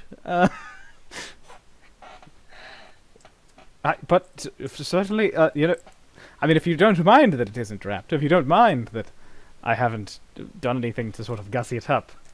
Oh no, it's plenty fine. I never looked a gift horse in the mouth or a gift fountainhead in its unwrapping. Certainly, and I was supposed to only part with it for 30 drachma, but I could.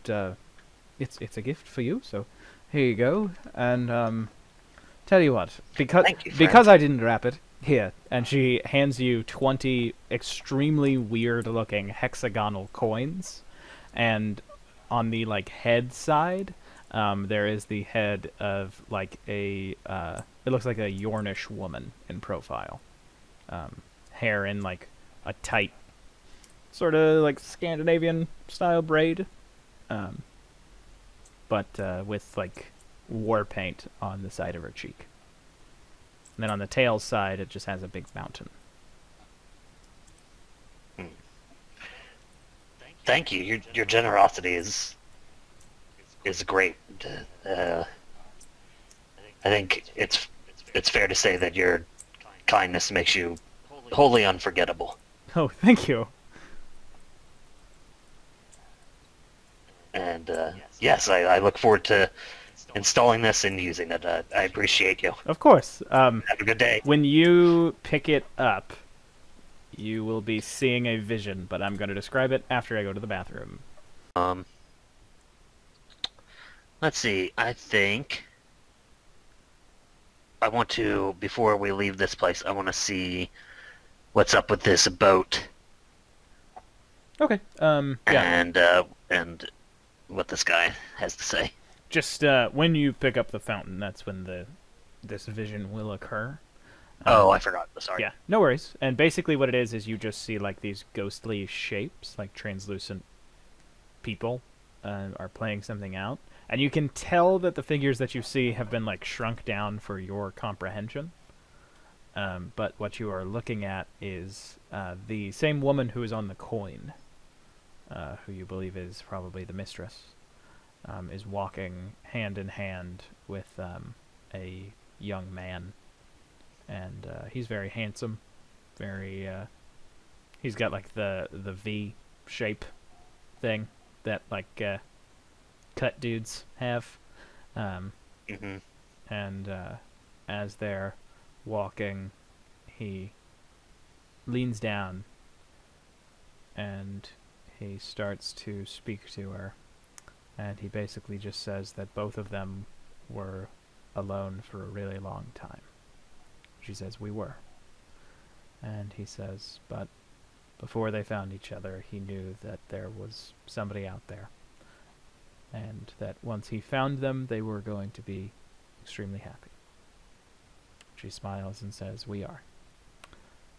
And he takes out a ring, slips it on her finger, and he says, "Now we don't have to be the people we were."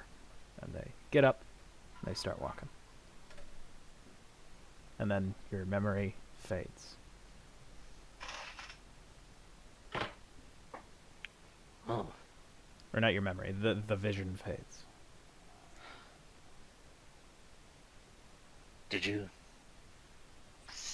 see that, Maskish? I saw something happening, but I didn't see the details. I saw what looks like a memory playing for a moment. Yeah, it was pretty lovely. It looked like somebody getting betrothed. Oh, perhaps, and he points at the phone in your hand. That was a wedding gift to the mistress. That would have been perhaps her betrothal to her late husband.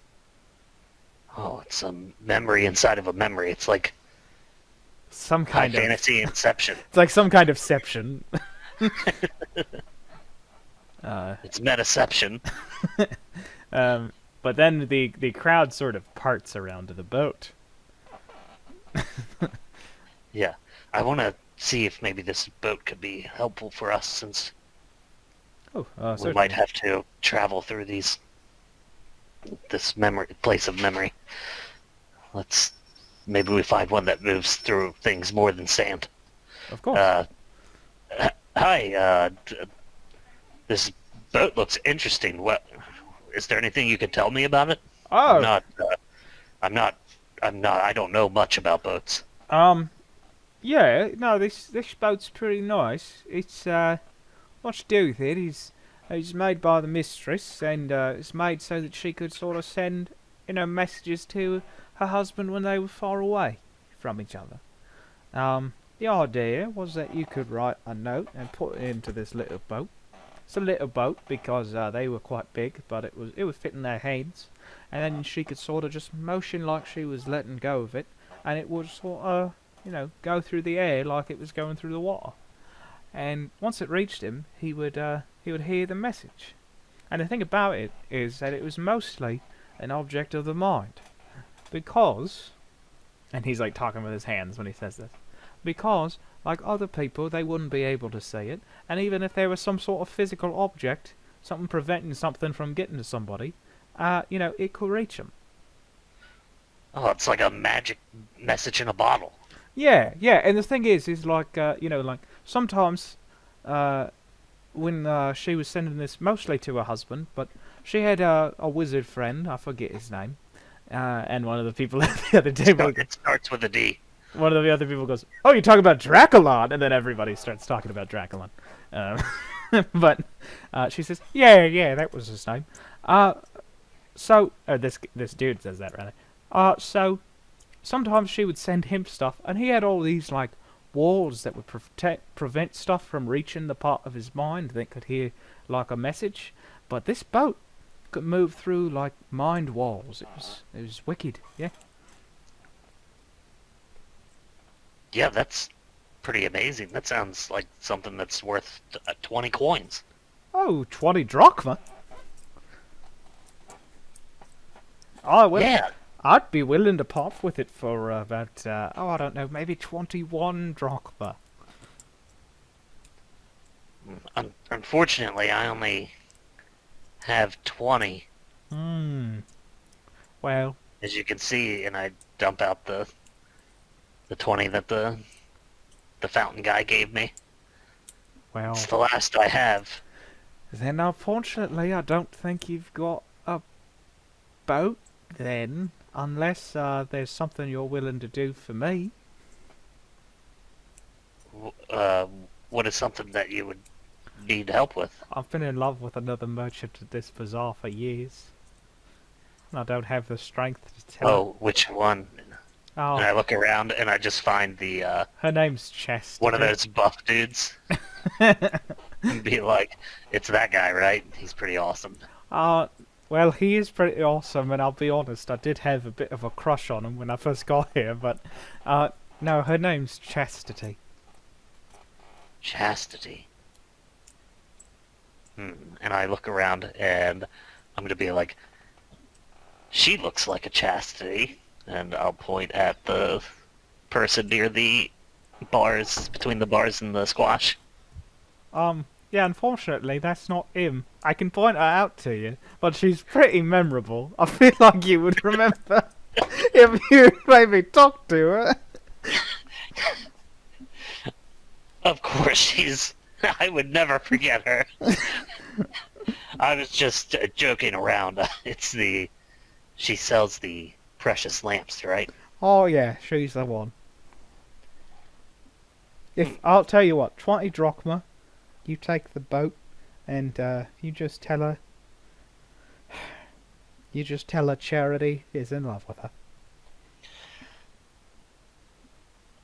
You want me to tell her bluntly, or if you'd like, I could talk you up a little bit, like just stand near her and talk about Oh yeah, if you could. something that.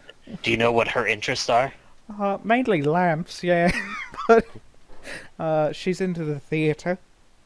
She's into All right, so here's what we do. I'm going to talk about how I had a conversation with you, and I'm just going to be talking loudly near her, so that I know she can hear it, but I'm not talking to. And I'm going to talk about how you used to do lighting for a theater company, and after you went out of the business, the theater company decided to no longer go on because nobody could match your lamp work. Yeah, oh, that sounds marvelous. That does. Yeah, I'll tell you what, 19 drachma, and you do that. We're in business. That's a good deal. And I will give him 19 drachma and keep my one. And then I'll be like, and I can go ahead and take this boat here, and I lug the big boat onto my back, I guess. So when you go to pick it up, it shrinks down, Oh. and you get another vision, and it is basically just you see that same giant woman who's on the coin. You see her shaking a thin, like, looks like he is most likely from Shuhan, Wizard Man, and she's like shaking him, and she turns to someone and just says, "He can't hear us. He can't hear anything." And then she picks up this boat and she whispers something into it, and she just lets it go, and it disappears, and he like blinks and looks at her and says, "Oh," and then the boat appears behind him in its full size.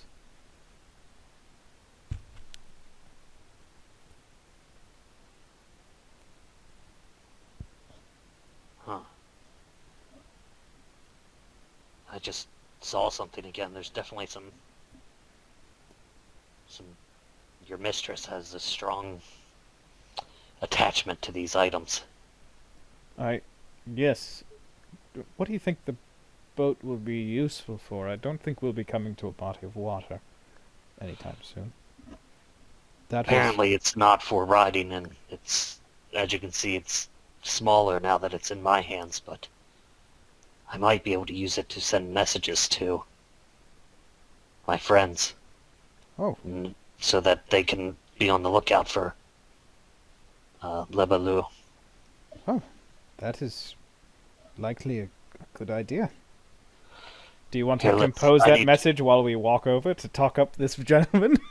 Yes, and we don't have to act it out. I'm basically just going to say exactly Yeah, what I told him I sure. was going to say. I'm just going to do it over here and pretend like I'm doing it. I'm loudly having that conversation. Yeah, and with, as you do, Maskesh is like, "Oh, and so handsome." And Maskesh is a very bad actor.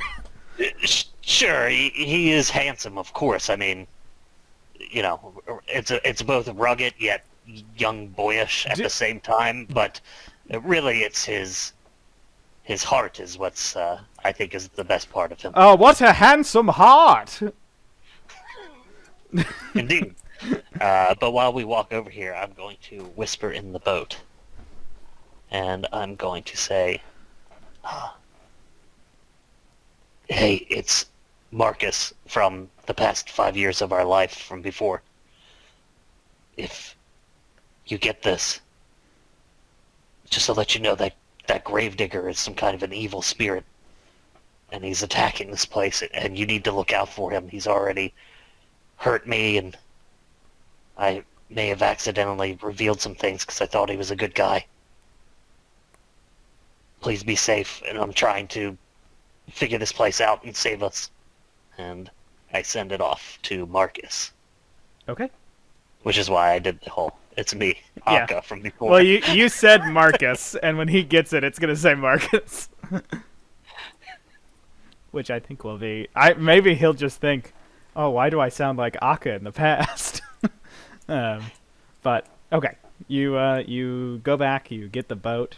You see, like, hearts appear around her head. Not really, but she does the thing where she's, like, clearly she, like, is, like, working on just one thing and is holding her head in, like, one specific position so that it's, like, she's just listening. The boat disappeared. It, like, seemed like it was flowing for a second, and then it was gone. And now you and Maskesh are free to exit the bazaar through a sign that is labeled, "You were here." This is interesting.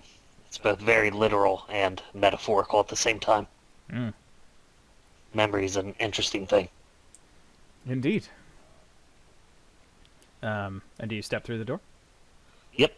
Okay, and when you do, you are in sort of like a snowy mountaintop region for a moment.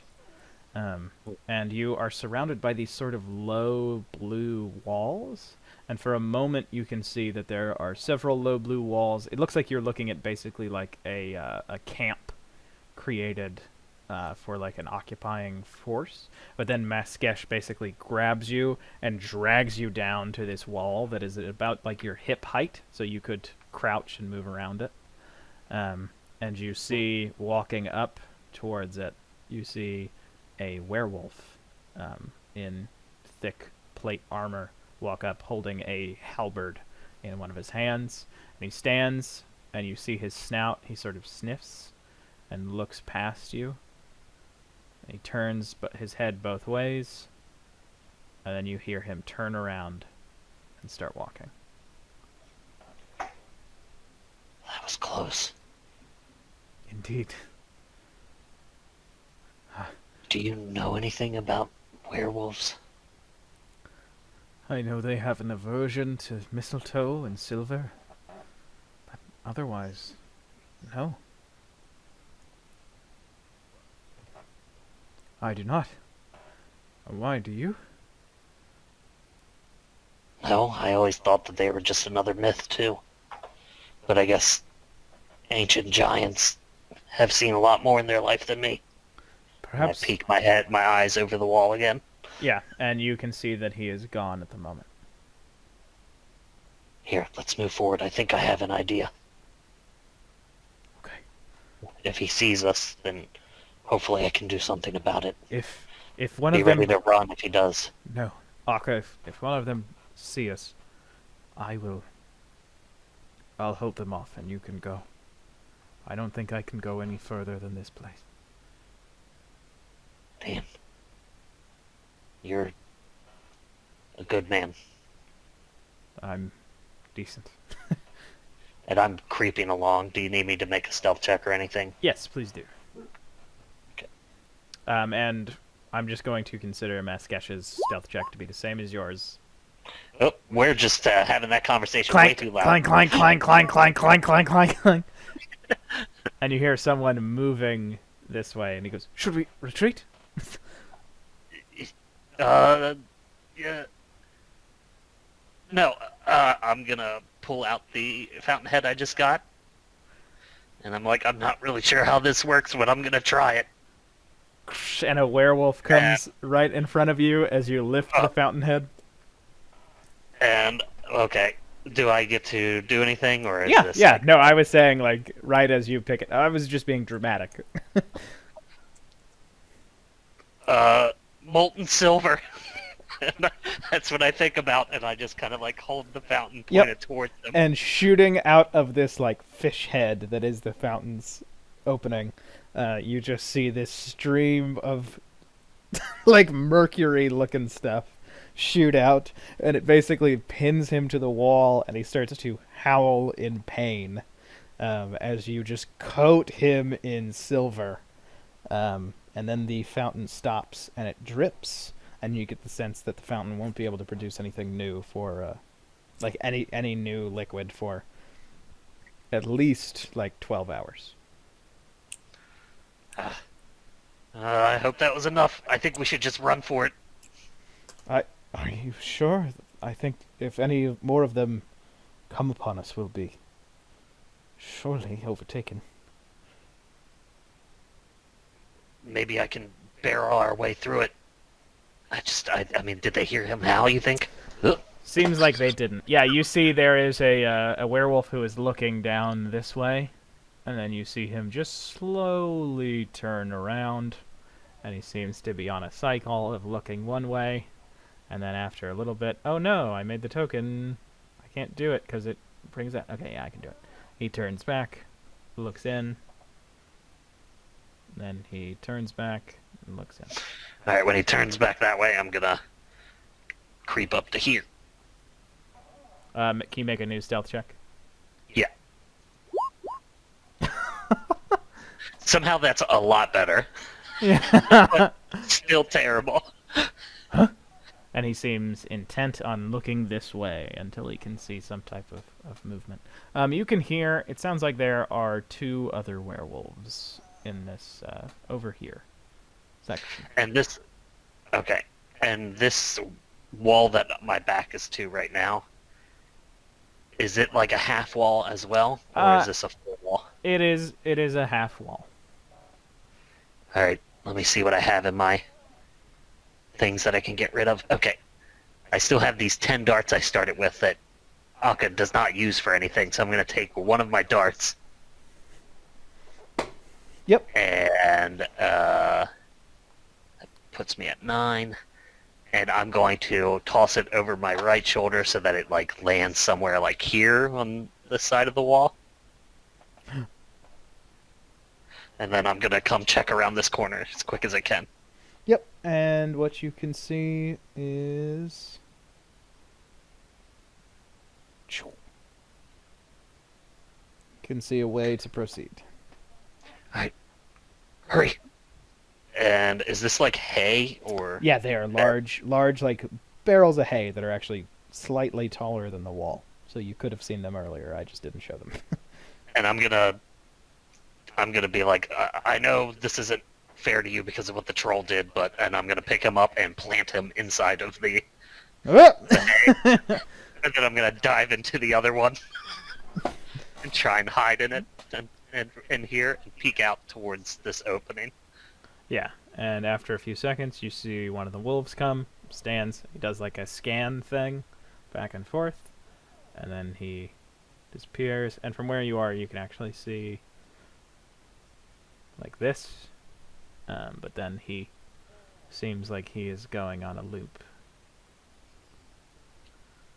Okay, I'm gonna slide out and look around this corner and see if I can hook my head around enough that I could see what's like around that way. Yep, and you can see like just the snout of another werewolf who is about to come around and probably do the same loop as that guy did.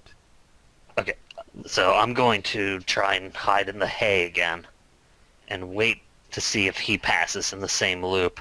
Mm-hmm. And if he does, well, I'll just wait and then decide. Okay, yeah, so once he goes that way, I'm going to come here and do the same kind of loop my head around, like hook my head around to see what's up this way.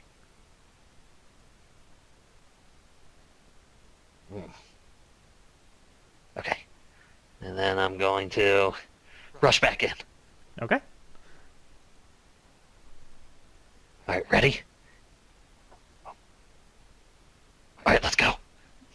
And I wave for him to come. Come. Go.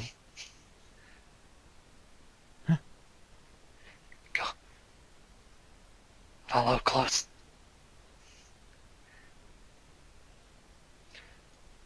And I'm gonna peek around here. We gotta keep moving. All right. All right.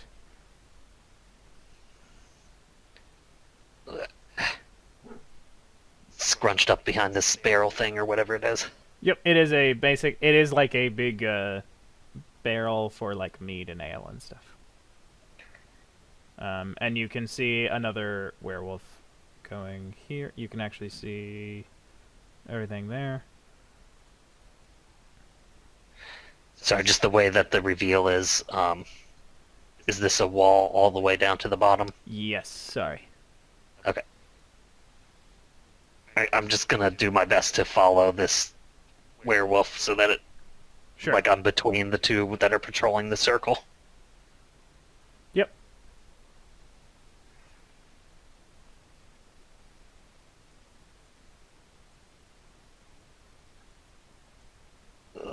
Ugh.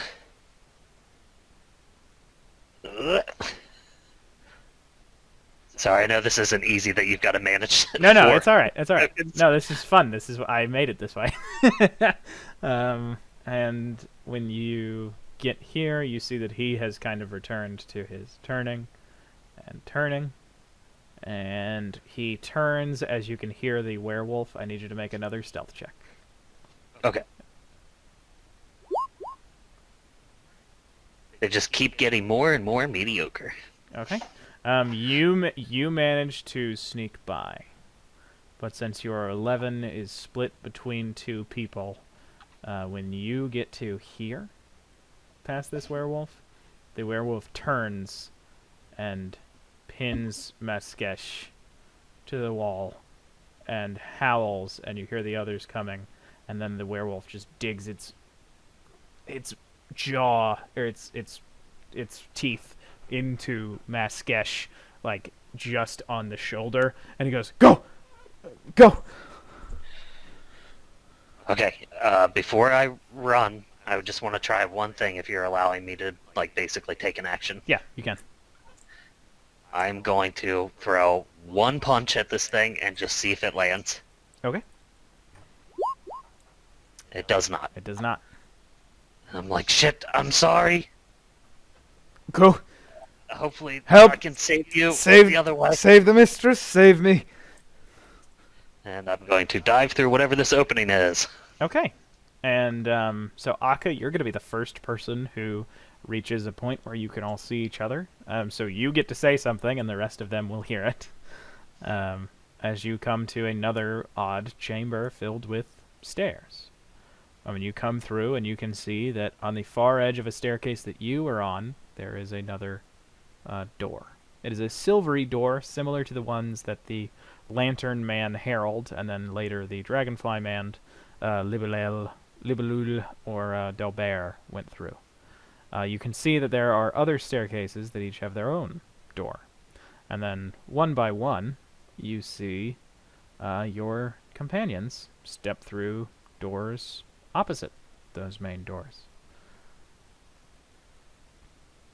And you notice, looking at the doors, that each of them have a doorknob positioned on, like, there are 4 panels on each door, and each of the doors have a doorknob that is on one of those panels. Okay.